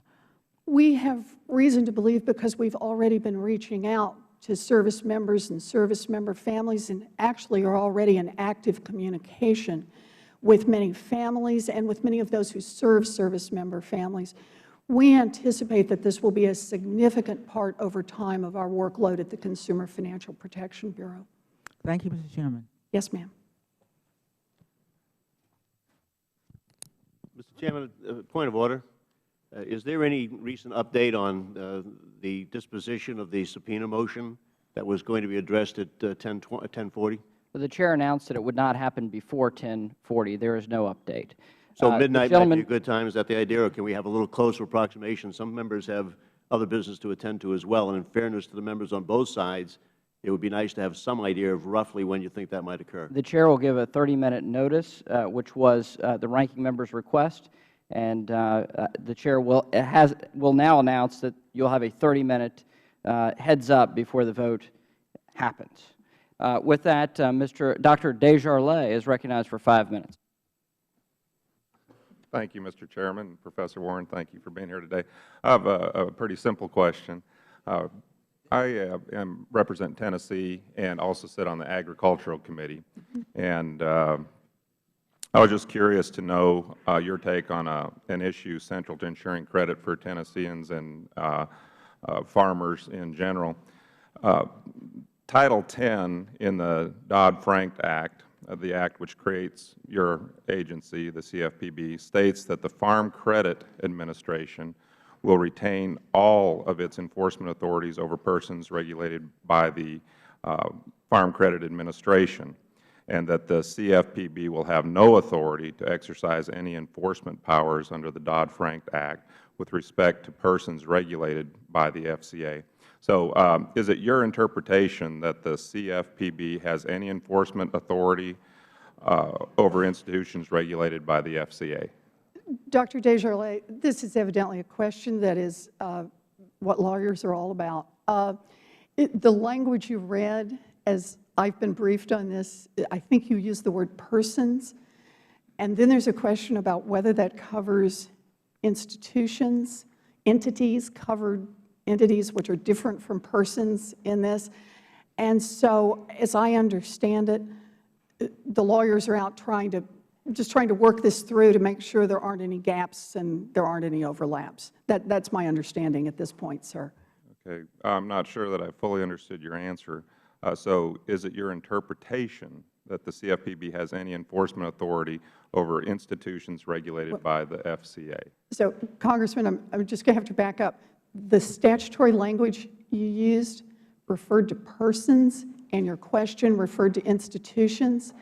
And what the lawyers are trying to figure out from multiple authorities here, how is it that we get appropriate coverage, which is what we all want, and to carry out Congress's will. So all I'm saying, sir, is I think there's a little bit of a statutory interpretation question, and we're just trying to work through it in a reasonable way. We just want to make sure we carry out the intent of Congress. Okay. So what do I tell my farmers? Well, you tell your farmers that because of the language in this particular part of the statute, the lawyers are working on it right now. Well, I don't know if that would be very comforting to them. I certainly understand that, sir. I do have a second question. Sure. And as you know, nearly half of small businesses use personal credit cards when they're first founded. Can you commit that none of CFPB's regulations will remove financing possibilities for these businesses? Oh, Congressman, you hit on a very important question. As you rightly know, it is consumer credit that we do at the Consumer Financial Protection Bureau. And as you also know, because I've said it probably every chance I get, that we're about trying to make prices clear and risks clear and trying to mow down fine print so people can make real comparisons. I've actually had small business groups reach out to me and small business individuals who would like to know that they're going to have coverage and that they will have the same kind of protection about clarity in pricing and clarity in risks and not face fine print if they are using a credit card to try to start a small business. And I think this is going to be a real challenge because we have a constrained authority at the Consumer Financial Protection Bureau, sir.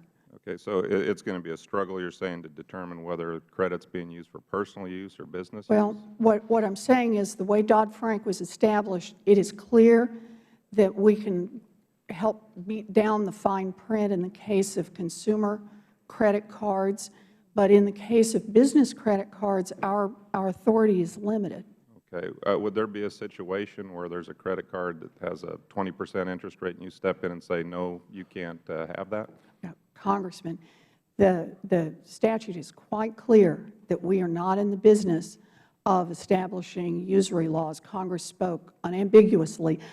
I know there's some parts of the statute that are ambiguous, but I think that part's pretty unambiguous, sir. Pretty clear.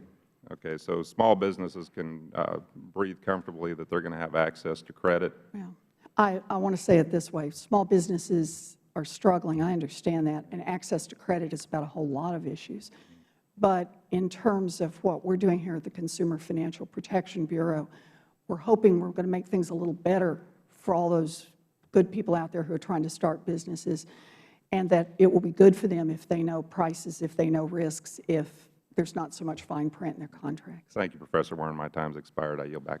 Thank you, sir. I thank the gentleman. We now recognize the gentleman from Missouri, Mr. Clay for 5 minutes. Thank you, Mr. Chairman, and thank you, Professor Warren, for being here. And before I go into the question, let me state that this is one of the most incredible committee hearings that I've ever attended in this committee because the two sides are so far apart. I just can't help but give you two examples of abuses that cry for an agency like this Bureau. One is the area that I represent in North St. Louis County, where homeowners, middle-class African-American homeowners, were steered into high-cost predatory loans. And if you look at a map of the foreclosures in my community, it is evident that they were steered and that these predators took advantage of them. And the second example, and let me say, you know, to my colleagues, patriotism also means standing up for the men and women who wear our uniform, who bravely defend this country. And if you don't think this is an abuse, then I have a bridge to sell you. You know, illegal foreclosures against U.S. service members is a growing problem. Multiple mortgage servicing companies have conceded that they violated Service Members Civil Relief Act. They illegally foreclosed on service members and charged fees in excess of the maximum amounts allowed under the law. And we have only begun to understand the scope of these problems. In April, 4 federal agencies that regulate mortgage servicers issued a report finding critical weaknesses. They initiated enforcement actions against 14 banks, and they directed a comprehensive review to identify borrowers who have been financially harmed and to provide remediation. And it's good that these agencies are on the job, but this highlights just one of the many reasons why we need the Consumer Financial Protection Bureau to protect consumers from unfair, deceptive, and abusive financial practices. And if people here don't understand that, then I don't know what we can do about that. But it's good that the agencies work to enforce the law after the fact, but consumers, and especially active duty service members, shouldn't have to go through an illegal foreclosure in the first place. Think about it. A service member stationed overseas, fighting for their country, risking their life, while back here their family is losing their home illegally. That's devastating, and no one should have to endure that. Professor Warren, I understand that you organized an office of service member affairs with CFPB. Can you please explain the role of the CFPB in protecting the rights of service members and their families? Yes, sir. When we set up the Consumer Financial Protection Bureau, one of the first pieces that we tried to put in place and make active was the Office of Service Member Affairs.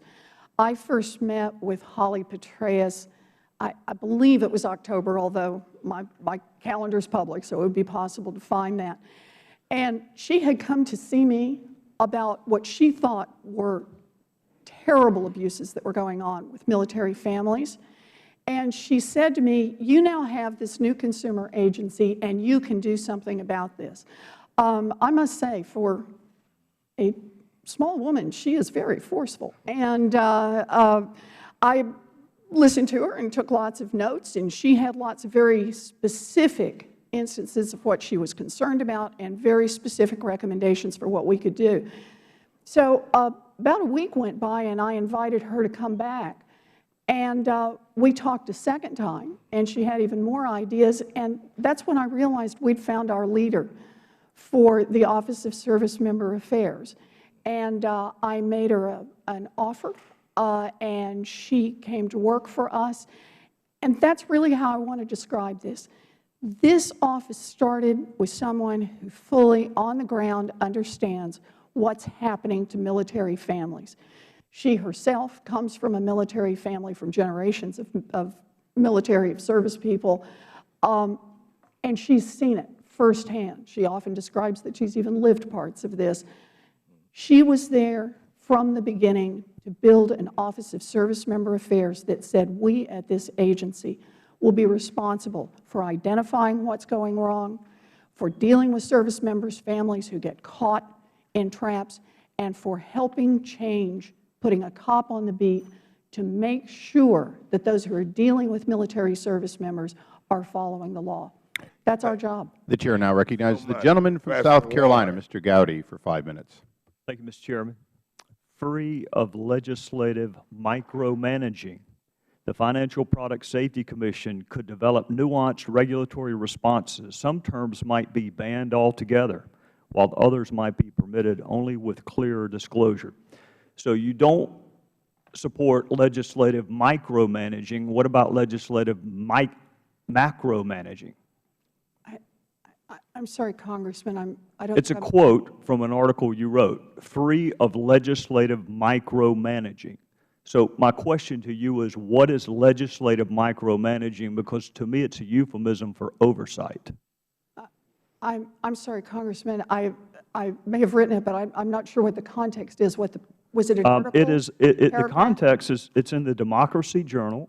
All right. And it is the first public notion that we have of an agency similar to the one that you are going to head in a week. And you wrote an article about. Yes. And you said, free of legislative micromanaging, the Financial Product Safety Commission could develop nuanced regulatory responses. Some terms might be banned. My question to you is, to some of us, legislative micromanaging is a euphemism for oversight. Actually, I think this goes to the point that Congressman McHenry raised, and that was the question. You may recall, we're trying to figure out how to combine the TILA and RESPA forms, complicated, hard to read, high regulatory compliance cost for the bank, or at least higher, very little value for the consumers. For more than 15 years, the various regulatory agencies have been negotiating to try to bring those together. And as Congressman McHenry said, there have been multiple attempts from Congress trying to do it. Ms. Warren, my question is actually more general than that. My question is, what is the role for congressional oversight? You don't like legislative micromanaging. You wrote that. No. Some of us think that that's oversight. So do you concede that Congress has the authority and should have the authority to, for instance, hypothetically, set the budget for your agency? Is that legislative micromanaging or is that oversight? Congressman, I was trying to respond to your question, and what I was trying to point out is that it was an example of how difficult it is for Congress to get an appropriate, nuanced response to a specific problem. And in this case, it was combining two forms. That what we've been able to do at the consumer agency, because agencies operate differently, is that we've had banks in, community banks, credit unions. We've been able to put out multiple iterations of the forms. We've been able to adjust. We've been able to consult with groups in ways that is not possible in the legislative process. Would the gentleman yield for a moment? Yes. I think Mr. Gowdy is very happy you doing what you're doing. I think what he's really asking is, does Congress have a right to look over your shoulder, and did that statement indicate that you think that Congress not looking over your shoulder, second-guessing your funding or, in fact, your actions? That's, I think, the question, and I haven't heard an answer. I'm sorry, Congressman. Let me give as straightforward an answer as I could. My direct testimony this morning is, of course, we need to be responsible to the Congress.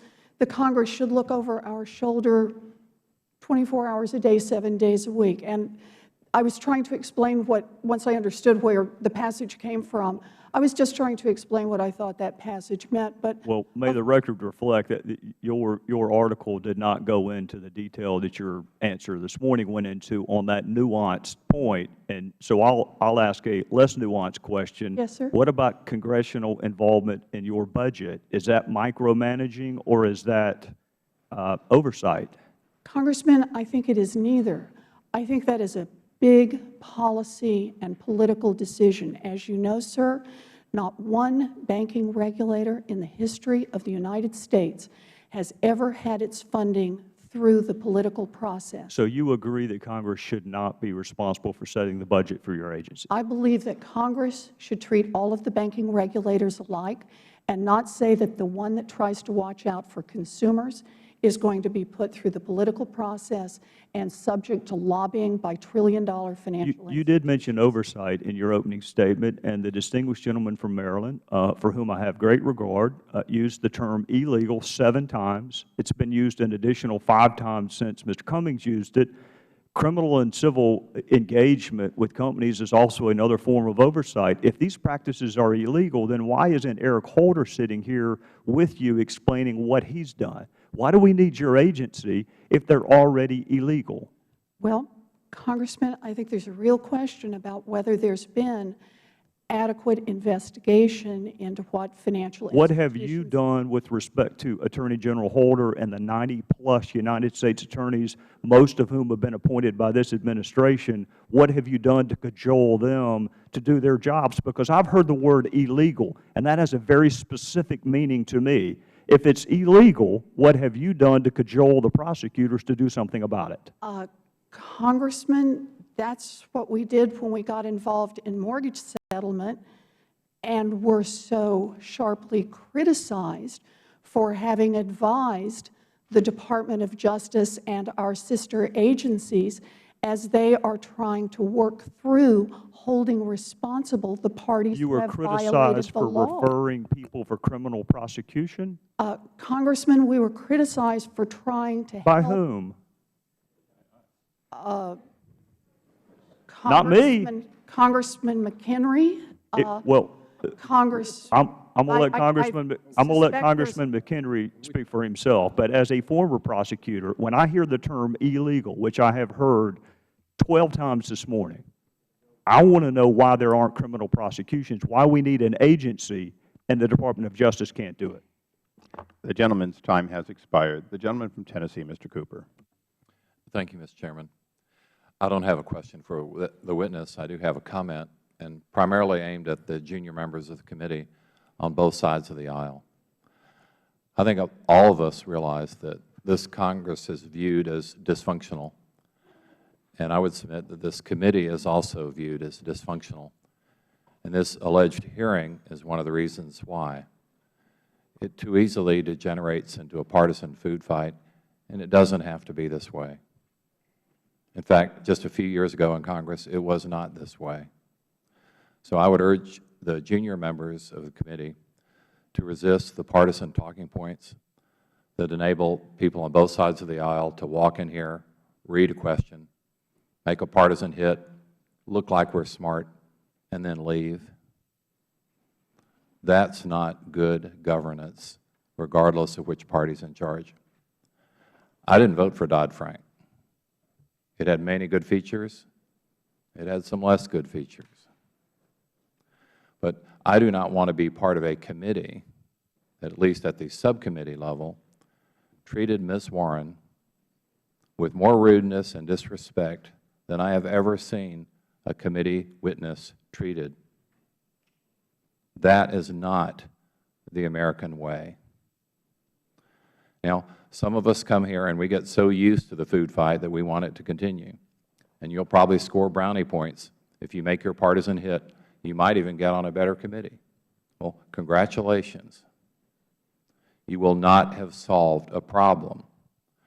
I would suggest to the chairman and the ranking member that oftentimes a seminar format is much more instructive, is much more educational than the sort of partisan charade we seem to continue to engage in with hearings like this. I would urge members to read Ms. Warren's, one of her books. I've only read The Two-Income Trap. It's outstanding. Your constituents back home should read this book. Your bankers back home should read this book.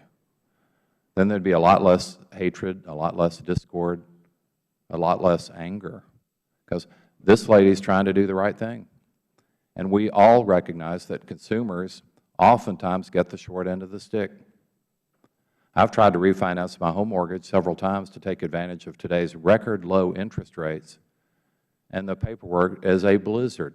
I went to a very good law school, and it's almost impossible for lawyers to understand this stuff. Ms. Warren has pointed out that the existing regulatory agencies have taken over a decade to try to simplify a couple of the forms, and they have failed. What has this committee done to simplify some of the forms? Nothing. So isn't it time for a new approach? Isn't it time for fresh thinking to give the consumers a break? And let us also acknowledge that Congress is sometimes captured by the vested interests. Sometimes that happens, and we need to resist that. So I would urge the members of the committee, particularly the junior members who are not so entrenched in bad habits, to consider new and fresher approaches to solve some of these problems so that we can protect consumers and also give legitimate industries a fair shake, because all bankers aren't bad people. But I'm afraid that we're falling into a rut here that is going to be to the detriment not only of this committee and this Congress, but of the nation. It doesn't have to be this way. We can be civil to each other. We can be informed. We can resist the partisan talking points. But I'm not seeing that sort of behavior, at least so far. So let's try to do better, and let's try to be civil to witnesses like Ms. Warren. Let's try to focus on the substance, because I've actually heard very little substance here today. And there are better ways to solve our problems, and I hope that this committee will be part of those. So I thank the Chairman. I see that my time is about expired. Would the gentleman yield? I'd be delighted. We've worked together for a long time, and I join with you in wanting this hearing and any talking points in front of any member, junior or senior, to be about our oversight. I do agree with you on the simplification. Patrick McHenry offered a bill like that a number of years ago and continues to support it. I hope that all of us understand that our jurisdiction here is limited. We're here to discuss whether Dodd-Frank got it right for the organization, whether Professor Warren is now finding things which are poorly defined within the statute that she is working and her 400 employees are working to try to resolve, whether some committee, probably Financial Services primarily, needs to revisit to give her guidelines, additional authority, and so on.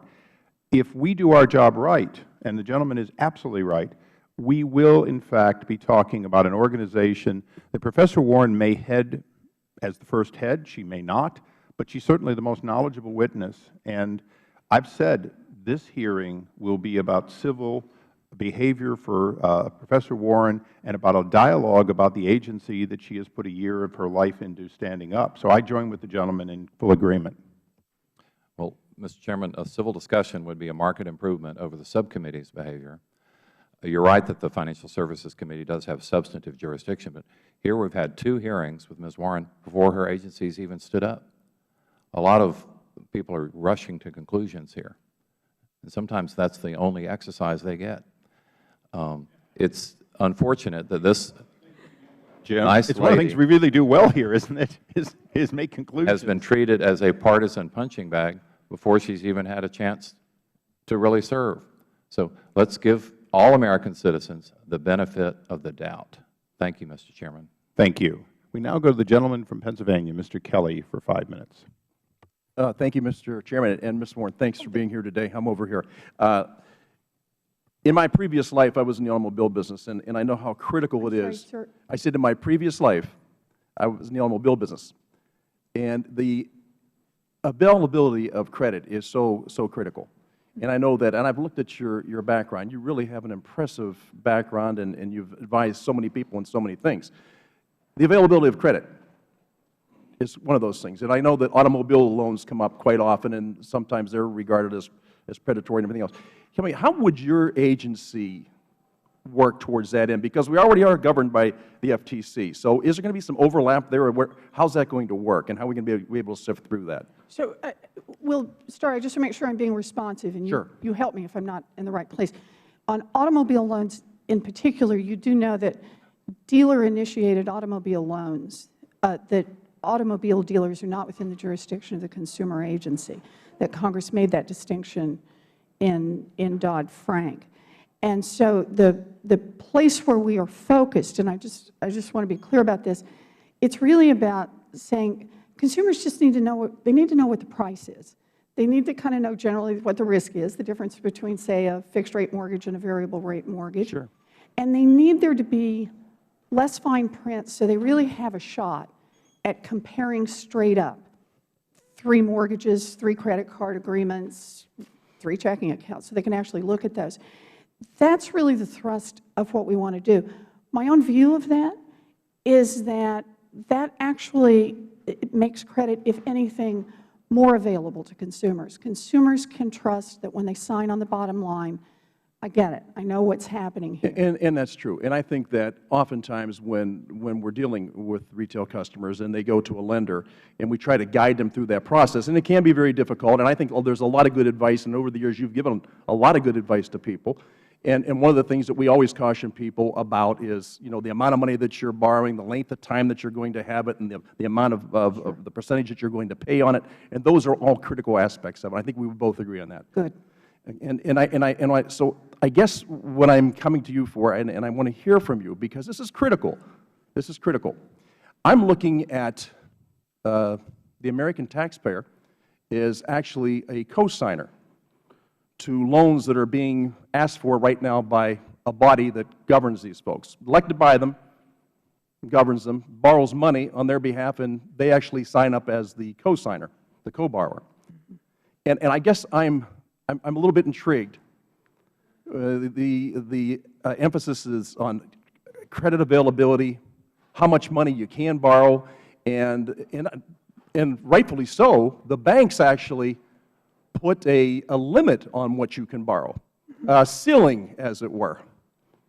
And we're looking now at increasing a debt ceiling again, and I find that kind of amusing that we use the word ceiling, because in my world, a ceiling means it's something that's actually established and you can't go beyond. And all the lending institutions I've ever gone to, they put a ceiling on what you can borrow and what you can't go beyond. And so now we're involved in this measure, and we're going to tell these co-signers who are responsible for making all the payments on these loans that, don't worry about that ceiling, that didn't really matter. We're going to continue to raise it because we've been so reckless and so irresponsible. And you know what? You put us here, and you've put us in a position to actually borrow money for you that you're co-signing us. So as your past history and the way you've advised people, and I know right now the consumer is the most important part of where we're talking about. We want to protect these people, because I noticed in your testimony you did say an economy being driven to the brink of collapse. And we use terms about companies that are predatory companies and what we're doing to the economy. I think that maybe we should be expanding your role to taking a look at what this body is doing to not only the future and our children, our grandchildren, but to also the present. And I would like to, you have great experience in this. This amount of money that we pay as interest is kind of artificially low right now. And if we think this debt limit now, or this deficit is great now, wait till we get the real interest rates out there. Then people are, instead of holding their heads, they're really going to be holding their stomachs, because they will be sick. So, I know you only have a couple seconds left, but how would you advise these consumers on buying in the product that they're being asked right now to buy into and co-sign for? Well, Congressman, I think the one distinction I would make is I am very familiar with creditors putting limits on how much you can spend in the future. That's a world I live in. But I do want to say people expect you to meet your obligations that you've already incurred. Yeah. And they expect you to meet those 100 cents on the dollar. That's why in the automobile industry you actually have a beacon score that tracks your past history, and it watches actually what your revenues are. That's a big part of what you're allowed to borrow. So I think that's maybe part of the equation we're looking beyond. Thank you, though, for your time. Thank you. The gentleman's time has expired. The gentleman from Kentucky, Mr. Yarmouth. Thank you, Mr. Chairman. Professor Warren, it's great to see you here again. And I had the opportunity during the subcommittee hearing some weeks ago to ask many of the questions I would ask, so I'm not going to repeat them. One of the things that I was curious about is in the Republican budget that passed the House, The so-called Ryan plan for Medicare was part of that, and under that plan, for those people under 55 years old, Medicare would no longer exist. Instead, citizens who then reach 65 would be given some kind of payment in some form to go out and shop for insurance in the private insurance market. Would you envision that that might be a role at some point for CFPB, that insurance contracts would be subjected to the same scrutiny in terms of clarity and transparency that other financial documents would be? Congressman, I would say I think there are some very real concerns about the difficulty that consumers have reading insurance contracts, and that it raises some of the very same issues we'll be dealing with in the Consumer Financial Protection Bureau over other kinds of contracts that are unreadable.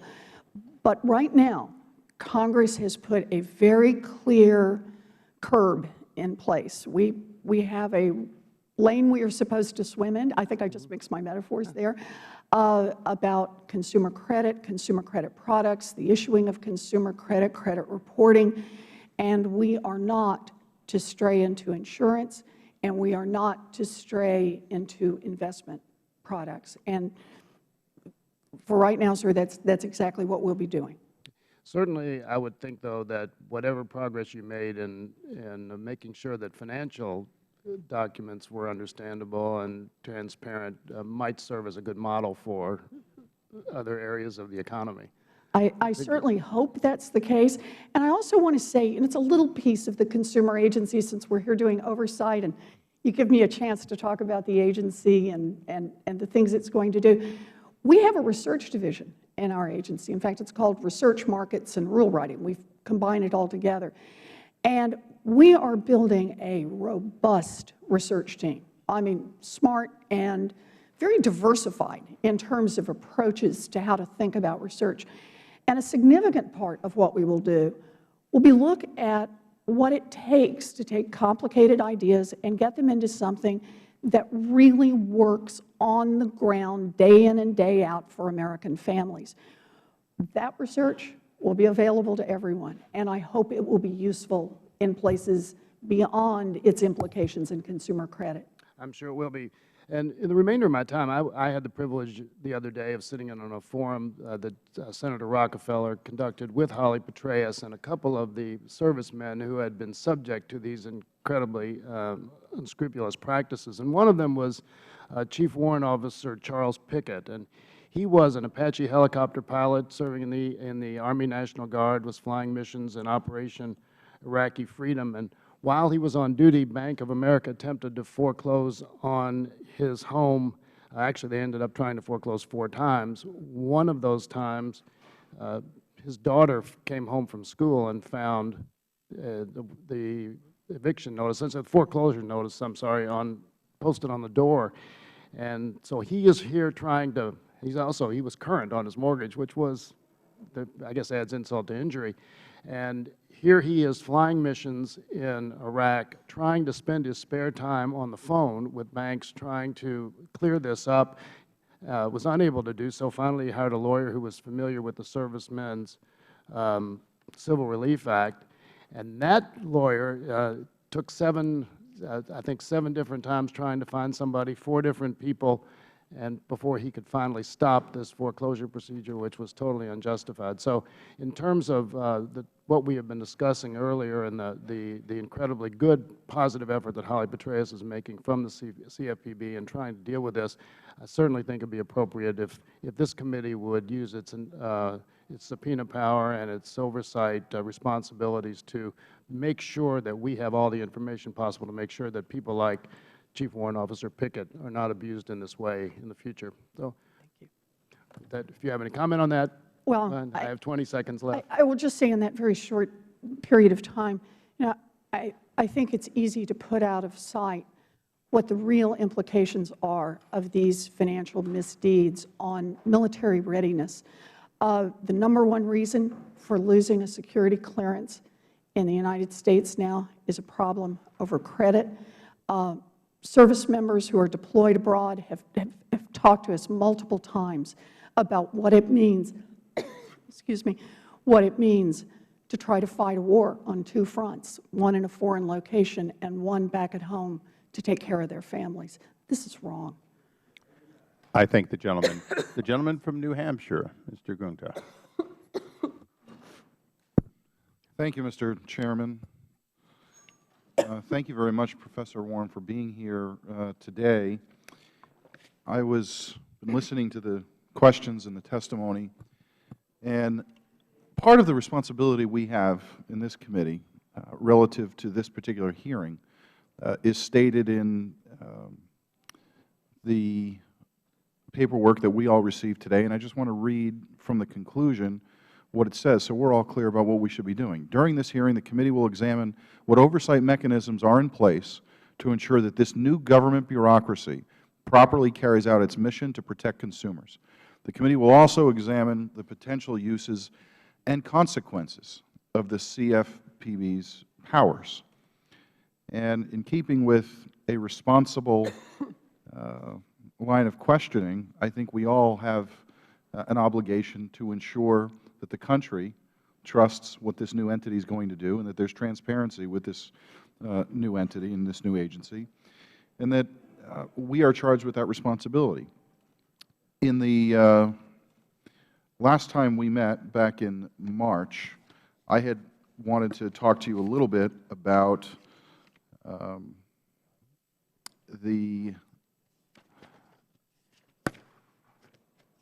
in May 24th, I wanted to talk to you a little bit about the structure and what I think is somewhat unprecedented.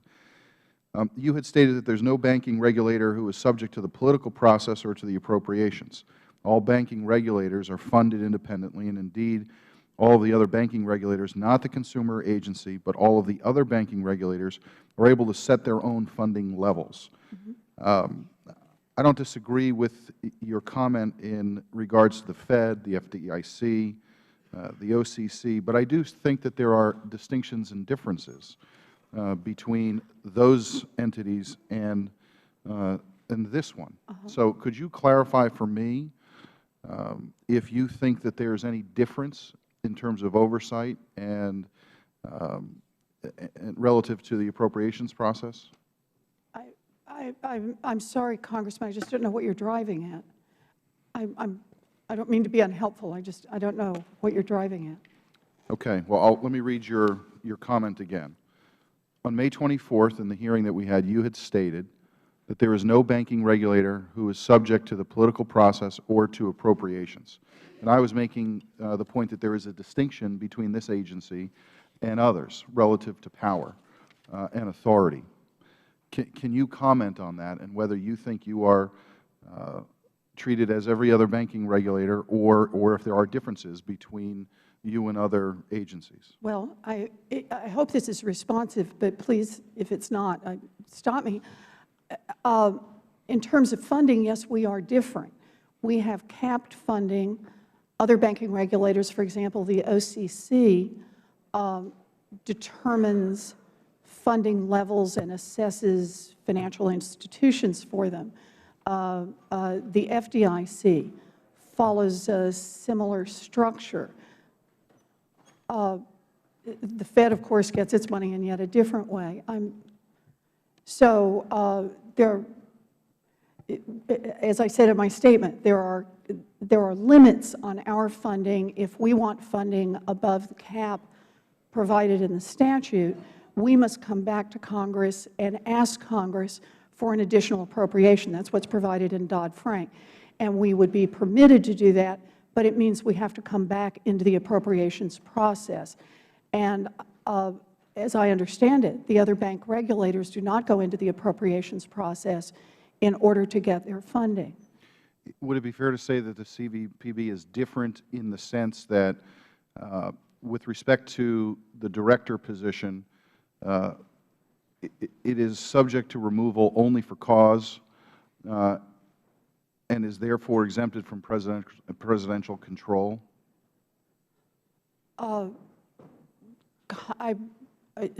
I would have to go back and look at the statute again, Congressman. I think my concern is this. It appears as though there is some unintended power or powers that are vested in this particular position. And that's what I would like to clarify, because the concern I would have is an individual. I'm not talking about you personally, just the individual who would oversee this agency would appear to have greater powers and authority simply by the fact that it is treated differently than other banking regulators or agencies. I see. I think I understand the question. Yes, there are differences. The consumer agency is the only agency that is subject to a veto by other agencies. There is no other agency subject to that kind of oversight. There's no other agency, banking agency, who, as far as I know, agency anywhere, whose rules or regulations can be thrown out by a vote of other agencies.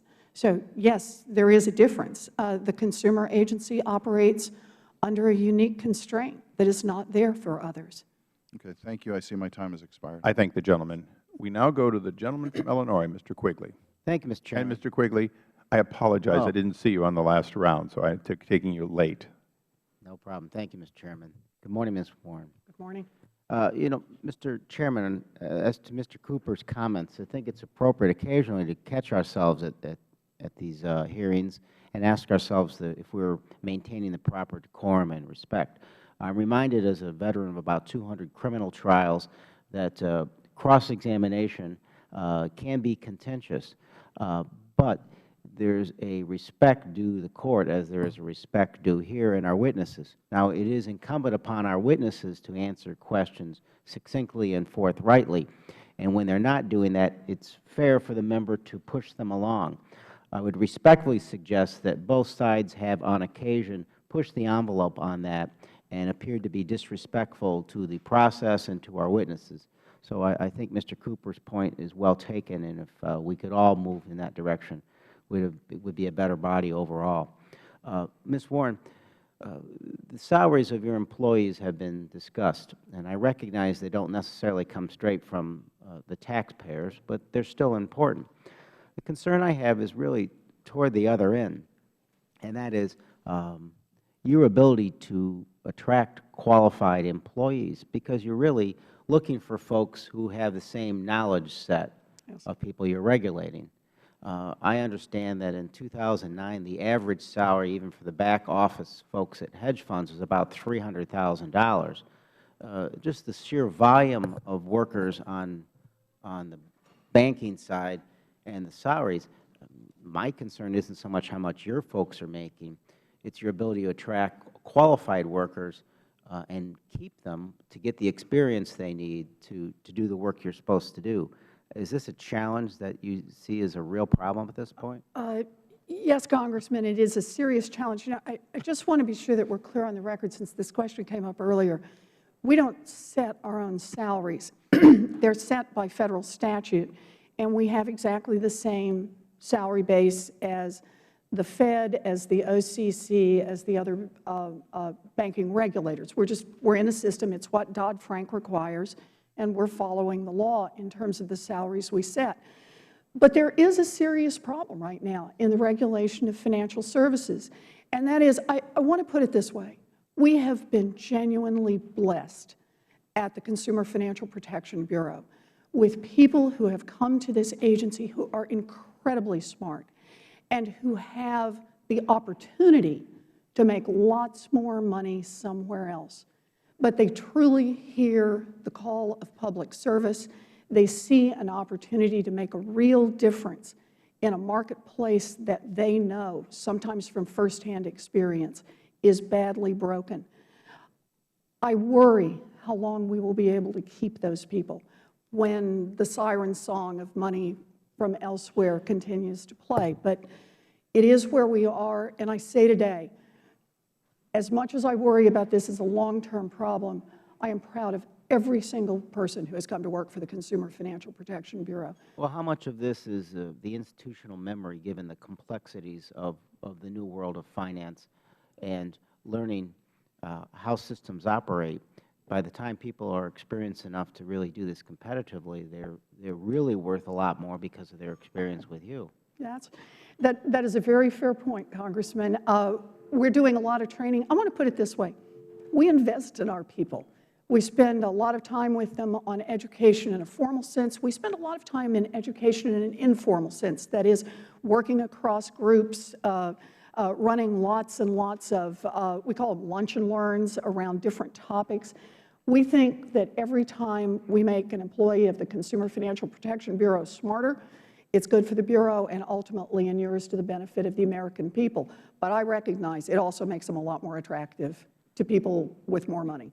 And again, for the record, I have no problem with someone who's smart enough to go out in the financial world and make a good living. But given that this is a new complex world, I'm concerned that there isn't a balance here of equal experience and knowledge and understanding so that the American public isn't cheated. But I appreciate what your workers do and what you do. Thank you. I yield back. Thank you, sir. Did you want to answer? Okay. We now recognize the gentleman from Florida, Mr. Ross, for 5 minutes. Thank you, Mr. Chairman. Let me preface my comments, Professor, on, first of all, acknowledging that in your position, where a lot of it is administrative, you also have the responsibility to testify before Congress, and I am very grateful to you for doing this. I know that it is not always the most enjoyable part of your day, but I also understand that it's necessary, and I do realize that while we may not always be philosophically aligned, I am grateful for your continued participation today.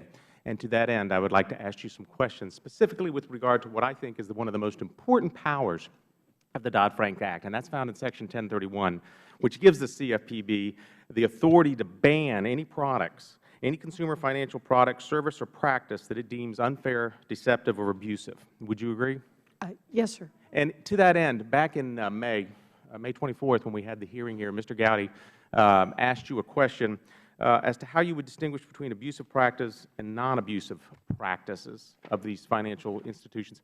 And the reason for that, of course, is because now that it's been in effect for a year, we're looking to make sure that consumers, as well as companies, know what to look for when they're going to be deemed to either be an abusive or non-abusive product or service to the market.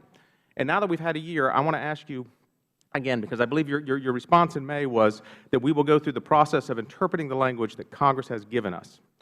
And I don't think that was quite where we want to be, what we need to know. And so I want to ask you again specifically, can you name any product, service, or transaction not already illegal that is unfair, deceptive, or abusive within the meaning of the Dodd-Frank Act? Congressman, can I just start by saying we have not been in effect for a year. You got 1 week to go. We've been setting up for a year. Right. We will be in effect next Thursday. Yes, ma'am. That's pretty darn close. Okay. All right. No. I'll give you 51 weeks so you've been in effect. No, we have not been in effect. But you've had an opportunity for 51 weeks to interpret and understand the Dodd-Frank Act. And getting back to my question, please answer this.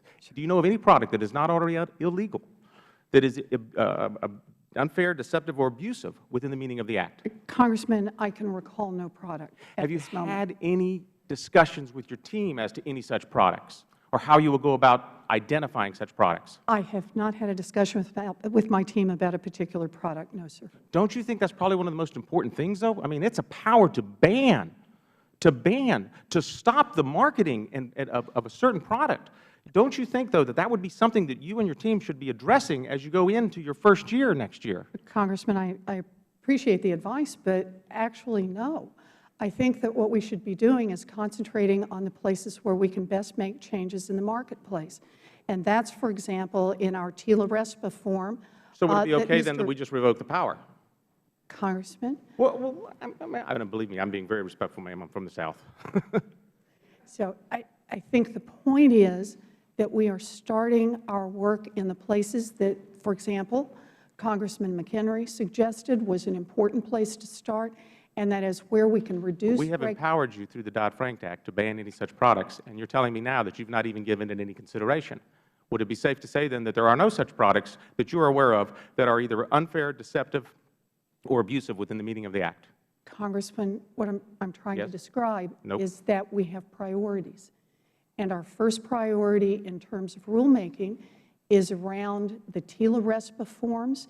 We are trying to reduce regulatory burdens at the same time that we're trying to increase the understanding for consumers so they can make good product choices. Professor, with respect to my time and yours, I will yield the rest of my time to Mr. Gowdy so that you may adequately answer his questions. Thank you, sir.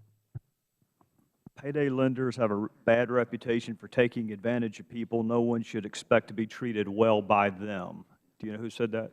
Probably me. So that would be one group that should be banned. Congressman, there's a lot of space between banning a product and making a product clearer to consumers. But not including capping the interest rate. You don't have the power to do that.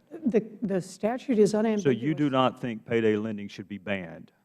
The statute is unambiguous that we have no authority to engage in usury caps. That wasn't my question. My question was, do you think payday lending should be banned? Congressman, payday lending is one of the areas that will be under our jurisdiction. Do you think it should be banned, Professor Warren? Congressman, you just said no one should expect to be treated well by them. You also said subprime lending, payday loans, and a host of predatory high-interest loan products that target minority neighborhoods should be called by their true names, legally sanctioned corporate plans to steal from minorities. That sounds like a wonderful thing to ban. Should they be banned? Or to make better. We have a whole agency and we have a whole process to work on this. We have a lot of different tools available at the Consumer Financial Protection Bureau. One of the advantages we have is that it is possible to work on multiple fronts at once. So with respect to Mr. Chairman, I call for regular order. Excuse me, Mr. Gowdy, I apologize, but Mr. Ross's time has expired, which is why I was already gaveling. We now go to the gentlelady from California, Ms. Spear. Thank you, Mr. Chairman, and thank you, Professor Warren. I was at that hearing on May 24th and was shocked by the way you were treated. A number of us members wrote to the subcommittee chairman and asked him to apologize to you, and I was curious whether or not he has extended an apology to you. No, ma'am. Well, on behalf of the members that found that conduct absolutely beyond the pale in terms of professional conduct for members of Congress, please accept my apology for that behavior. We have spent a great deal of time today on a number of issues that are probably premature because you are yet not operational. But this committee just recently had a hearing on the Department of Education's regulations that they are going to impose on for-profit schools, universities, and colleges that provide not only an education but also do have financing through the Federal Government through Pell Grants and the like. One of these for-profit colleges, Kaplan University's training manual entitled, quote, "Military E-Learning Modules," tells recruiters how to utilize fear, uncertainty, and doubt in the sales process with regard to competitors' offerings and teaches them how to overcome objections that potential students may raise to signing an enrollment agreement. The document states this technique was originally created within the computer hardware industry and uses these emotions to attempt to influence perception or beliefs. The technique is especially effective when prospects introduce the need to examine other online schools. Now, this is particularly targeted, again, at our military. That, coupled with the fact that not only are we talking about a few incidents of military members, typically abroad, who have been foreclosed on, we're talking about J.P. Morgan, who has foreclosed on 4,000 active duty members of the military, has made $2 million in refunds, and has paid a $56 million fine. Wells Fargo, that has admitted to $55,000. Now, back in January, I asked a number of colleagues to join in a letter to Mr. Bernanke and also to John Walsh, the acting comptroller of the currency, asking them to audit these very banks. I have not yet heard from any of them. And yet, to my surprise and delight, you have already undertaken to do this within the Consumer Protection Bureau. So my question to you is, will you also look at this issue as it relates to military service members? Yes, ma'am, we will. Starting next week, on Thursday, July 21st, we will receive transferred authorities from the other agencies that have been responsible before for the consumer financial protection laws. They will come to the new consumer agency, and we will be in the largest financial institutions engaging in on-the-ground supervision of whether or not they are following the law as regards different consumer financial products.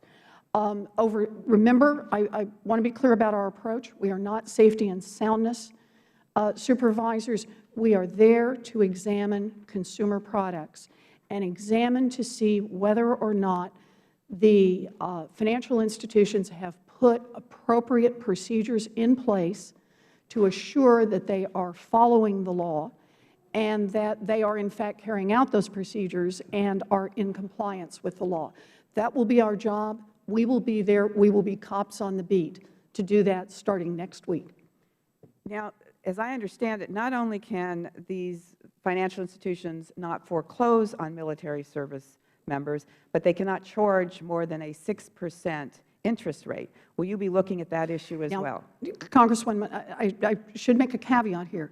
It is the Department of Defense and not the Consumer Financial Protection Bureau that is specifically responsible for the enforcement of the Service Members Civil Relief Act.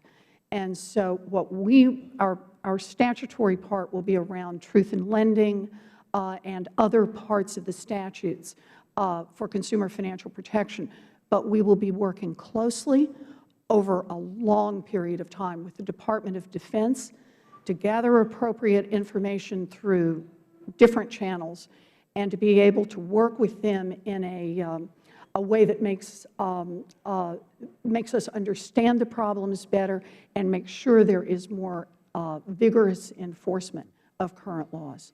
Thank you. My time has expired. I thank the gentlelady. We now recognize the gentleman from Oklahoma, Mr. Lankford, for 5 minutes. Mr. Warren, honored for you to be able to be here. You are a fellow Oklahoman from the 5th District of Oklahoma, and so let me say welcome to you, for being here as well.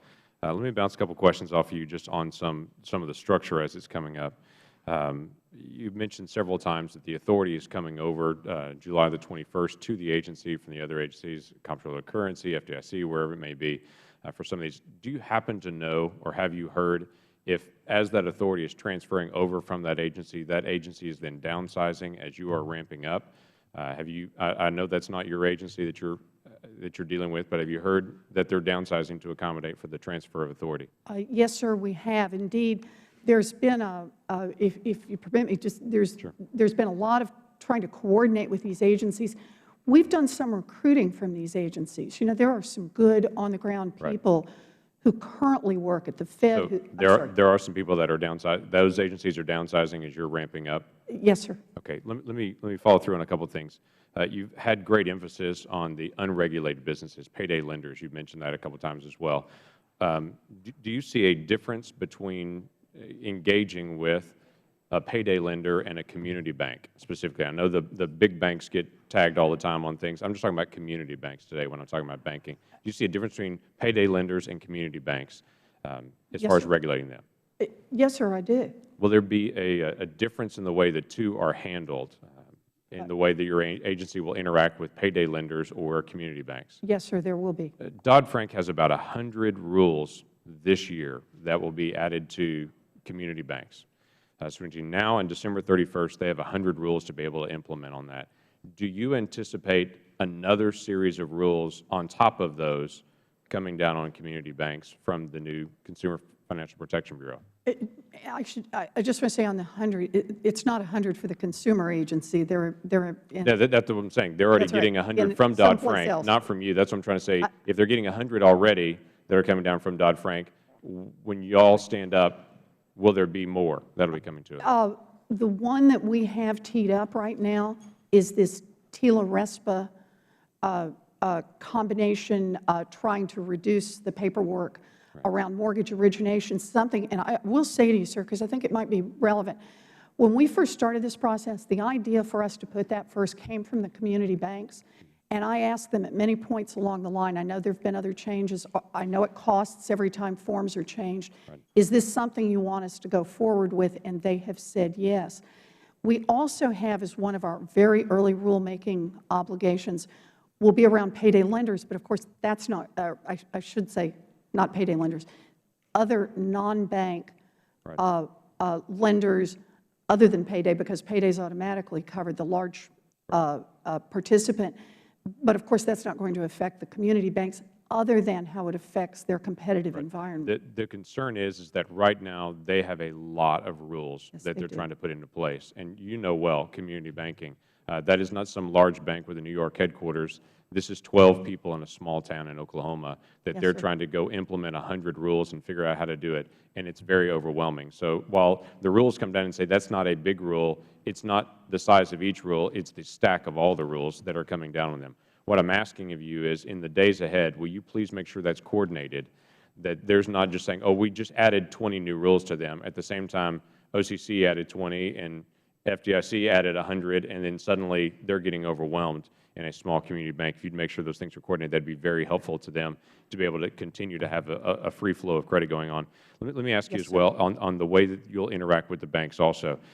You made a statement that one of my community bankers notified me on Informs Business that there may be an exam every 2 years on the banks from your bureau. Do you anticipate also engaging in as a bank examiner role, not for safety and soundness, but for consumer protection, that there will also be an audit of each bank from your agency?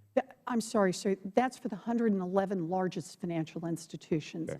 Not for the community banks. So community banks should not be concerned on that? We are not the supervisor for the community banks. Okay, but as far as engaging and doing auditing and stepping in and being another person that's on the ground for them will not be? As they have explained to me, they've run out of chairs for that kind of thing. They absolutely have. Yes, they have just about every week they have another auditor that's sitting there, so they might as well leave an office set aside for the Federal Government because there's going to be somebody there the next time. Do you have a concern with the authority that's been given to the specific director to kind of determine products and services that are unfair, that the next director has that same authority to come undo what you do on that? I think we overstate the power of the director. There's a whole process in place for this that starts with research, that starts with community outreach, that goes into analysis of market, that has cost and benefit. There's a big process in an agency before we get to a place where any rule, whatever it's on, can be issued. As I started to say earlier, just so you get an idea about how this agency functions, half of our entire budget and our FTE will be about supervision and enforcement, supervision of the largest financial institutions and supervision of the non-bank financial institutions, and straightforward enforcing the law. About a quarter will be around consumer education, which we haven't talked about much today, and consumer complaint. And the last quarter has to cover everything else. Writing rules is just one piece of how we can help make this market work better for American families. I've given you our first priorities. That's where we intend to go, and we want to do that in conjunction with community banks all around the country. Terrific. Thank you. The gentleman's time has expired. Thank you. Thank you, sir. I want to announce that when we've completed with Professor Warren, we'll take a recess of between 10 and 15 minutes. I estimate that will occur within about 20 minutes based on the number of members here. And I don't think I can accurately give everyone a half an hour notice, but my intention is to, in fact, allow us to work through Professor Warren's completion, dismiss our witness, and we'll take a recess of not more than 15 minutes and then reconvene for the vote related to the earlier motion. So I hope everyone's comfortable with that. If people feel they need a half-hour notice, they have it. But depending upon people coming back, they may choose to then ask questions, so they actually could make it longer. But I want to make sure that you've been very kind with your time and answers. Hopefully we've been kind back, that we get through it and allow you to get on with your day, and we'll get on with our procedures. So with that, I recognize the gentleman from Virginia for 5 minutes, Mr. Connolly. Thank you, Mr. Chairman. And welcome, Professor Warren. It's good to see you again. And let me ask you a question. The agency you are representing here today, the Consumer Financial Protection Bureau, was created how? By Congress. No, but I mean in a piece of legislation? Oh, yes, the Dodd-Frank Act. The Dodd-Frank Act. Sorry, sir. And did that act pass with overwhelming bipartisan support? No, sir. It passed, and I believe there was some bipartisan support, but I don't think it was overwhelming. Tell us about the governance of the Consumer Financial Protection Board. Well, it's set up to have oversight in terms of its money. Its budget is set up outside the political process like other banking regulators so that it receives a capped amount of money from the Fed. Yes. But actually I'm asking more about the actual governance. For example, are you appointed by the President? I apologize. That's all right. I currently am the special advisor to the Secretary of the Treasury for standing up the consumer agency. There will be a nominee from the President of the United States, and there will be advice and consent, presumably, from the Senate on that nominee. Are there other members of the Board who are also appointed and subject to confirmation? That's the only Senate confirmable, or I should say presidential appointment in the Consumer Financial. And on a bipartisan basis in the other body, has there been indication that they're willing and receptive to the idea of such an appointment and are ready to act on it? I have seen a letter that says that 44 senators will block any nominee to head up the Consumer Financial Protection Bureau unless the Bureau is substantially changed. From the Dodd-Frank legislation? Yes, sir. Which passed into law, but not with much of a bipartisan vote, as you indicated? Yes, sir. Mr. Chairman, I just want to say I listened carefully with rapt attention to our colleague and friend from Tennessee admonishing this committee, especially the junior members of this committee, for lack of civility and for partisanship. With all respect, the tone of partisanship and civility is not set by the junior members of this committee. It's set by the senior members of this committee. They're the ones at the end of the day who make the rules, enforce the rules, and engage in certain practices or not. And frankly, while I also regret how you were treated before the subcommittee of this committee, Professor Warren, I think the issue of civility toward you begs the question, because what we're really up against is a relentless attack on the creation of your Bureau, of the legislation that created that Bureau, even to the point of blocking any nominee. Every single Republican in the Senate signed that letter you referenced, saying they will move to block any nominee of the President's. So if we can't win legislatively, we're going to use other mechanisms to make sure that your mandate is not enforced and that you can't really do your job. And so while I wish the problem were just one of civility, it goes far deeper than that. It is, in fact, a political attempt to prevent the protection of consumers the legislation foresaw and tried to create a framework for. I deeply regret that because I think you could provide enormous visionary leadership in protecting the consumers of America. And I deeply regret that one party decided to make that a partisan issue rather than try to come together and find common ground. With that, I yield back. Yes, I happily yield to the ranking member. Thank you very much.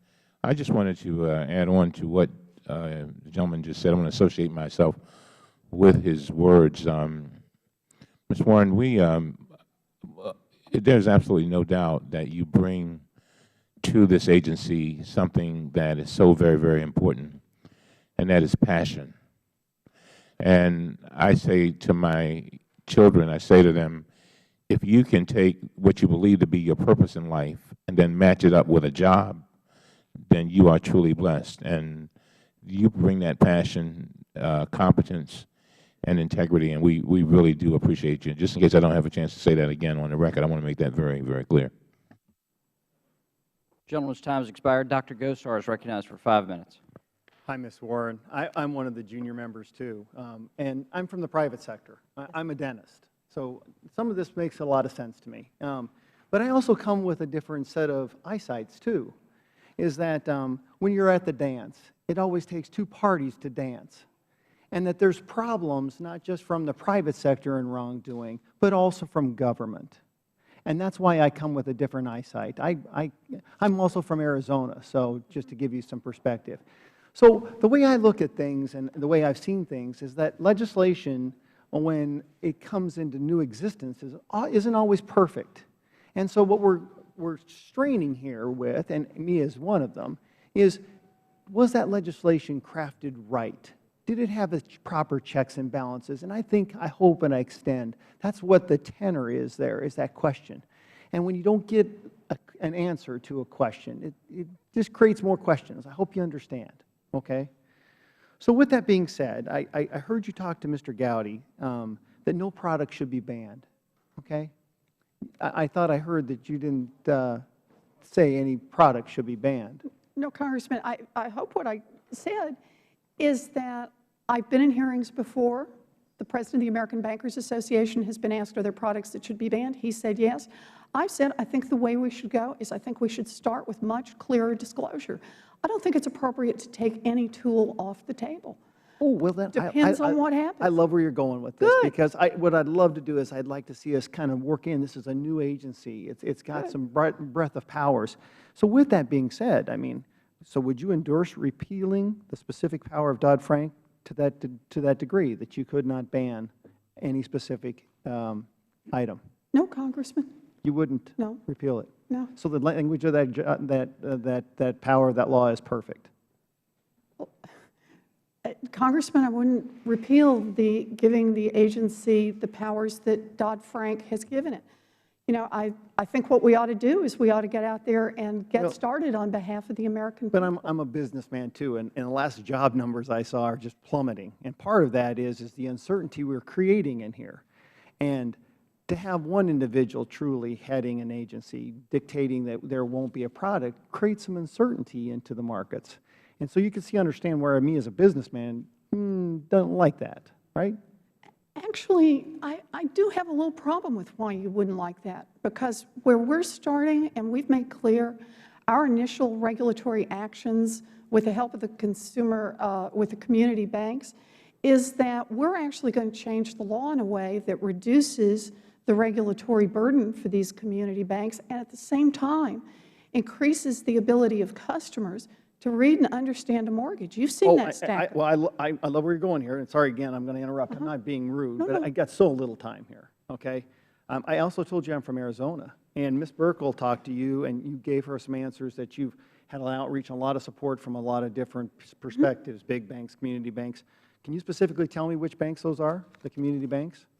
Sure. And on what product are they supporting? Roger Beveridge at the Oklahoma Bankers Association. I met with Roger and probably 25 bankers on the very first day I was in office. They were here visiting from Oklahoma. And you have letters of support from all of those? Well, I've got Roger's their leader. I don't know how every single one of them feels. But how about, can I ask you a question? I know we talked about the housing market, and could you agree that Arizona is one of the epicenters for a problem with mortgages and home crisis, would you say? There are some terrible problems on mortgage foreclosures in Arizona. Give me some examples of some groups that you've reached out into Arizona, because it seems to me if we've got a problem of a magnitude like this that you'd reach out and you have some support in Arizona. Could you tell me specifically? And throw a couple community banks in if you could. Congressman, I've talked with community bankers in all 50 states, including community bankers in Arizona. But I'm afraid I'm not good enough to remember. I'd love to know who they are. Everyone. And why I ask is that we've had to have outreach. I'm from one of the poorest districts in the country. I have lots of Native Americans, I have a lot of veterans, I have a lot of senior citizens, a lot of folks that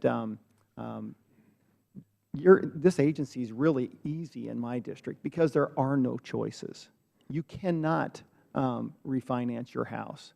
Right now, most of the people are living not paying their mortgages, and the banks aren't even putting it on their lists because they can't take it as another hit. And I'm not finding, from my standpoint in District 1, any banks that have been contacted in my district from you. And I'd love to know who they are that we would find out and get a list from you if we could. Thank you. The former chairman, Mr. Towns, is recognized for 5 minutes. Thank you very much. Let me begin by saying that I've heard some of my colleagues, that are concerned about the salary of your workers. Let me say to you that I applaud you for really paying wages that you can keep people to be able to do the kind of job that needs to be done.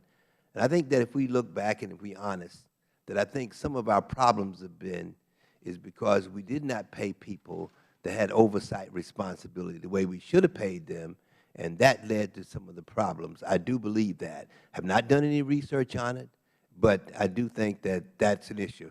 But at least you have the insight and understanding to pay people so you'll be able to hold on to them, to be able to do the job that needs to be done to bring about the confidence that needs to happen in order for us to be able to move forward from this point on. So I want to go on record saying I salute you, for doing that. And of course, I was in Afghanistan not too long ago, and I had an opportunity to talk to many of the soldiers. And their real concern was about the fact that they were having difficulty maintaining their homes. And they gave me stories like, for instance, that they were stationed one place, transferred them out, and then, of course, they had a house there, and now they moving again. And what can we do? How could you be helpful to us? So that was the outcry that was coming from many of the soldiers as we talked and walked in Afghanistan. To me, I think that we have an obligation and responsibility to do something about it. What suggestions do you have? Well, Congressman, I will start by saying you're really showing how we are all paying a price for a broken consumer credit system, that letting things get as far out of control as they got in 2005, 2006, 2007, 2008, and now we pay. At a minimum, what we can work on at the Consumer Financial Protection Bureau is giving service members and veterans a place to come, a place that we can at least get a better understanding of what's wrong, to work with the Department of Defense, to make sure that the Service Members Relief Act is fully and fairly enforced, that other tools that are available to us, like truth in lending, are also fully and fairly enforced, and to make this issue a national priority for America. We've done a lot to heal other segments in the economy, but we have not focused on the impact on our service members of a broken credit market, and we must do better. Well, I really appreciate you focusing on it. And let me again thank you and, of course, Professor Warren and Mrs. Petraeus for your efforts to bring accountability to the banks that unlawfully foreclose on service members, especially during the course of deployment. I want to do that. And on July 6, 2011, Ms. Petraeus announced that the Consumer Financial Protection Bureau and the Judge Advocate General of the United States Army, Marine Corps, Navy, Air Force, and Coast Guard agreed to a number of steps to provide stronger protections for service members and their families. Is that right? Yes, sir. One important aspect of this has to be education, but another aspect has to be enforcement.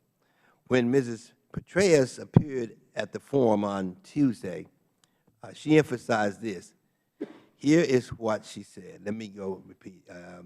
Quote, you can have the laws in place, but if the people on the other end of the phone are not aware of them or are not applying them properly, then it is not going to work.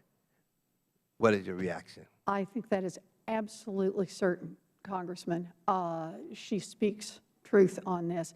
You know, one of the things I want to say about the Consumer Bureau, I'll just say it again quickly, half of all of our money, our employees eventually will be in supervision and enforcement, not in trying to change rules, but in making sure that the law is enforced. A quarter of our people will be in financial education and consumer complaint, dealing right on the ground with families. And the remaining quarter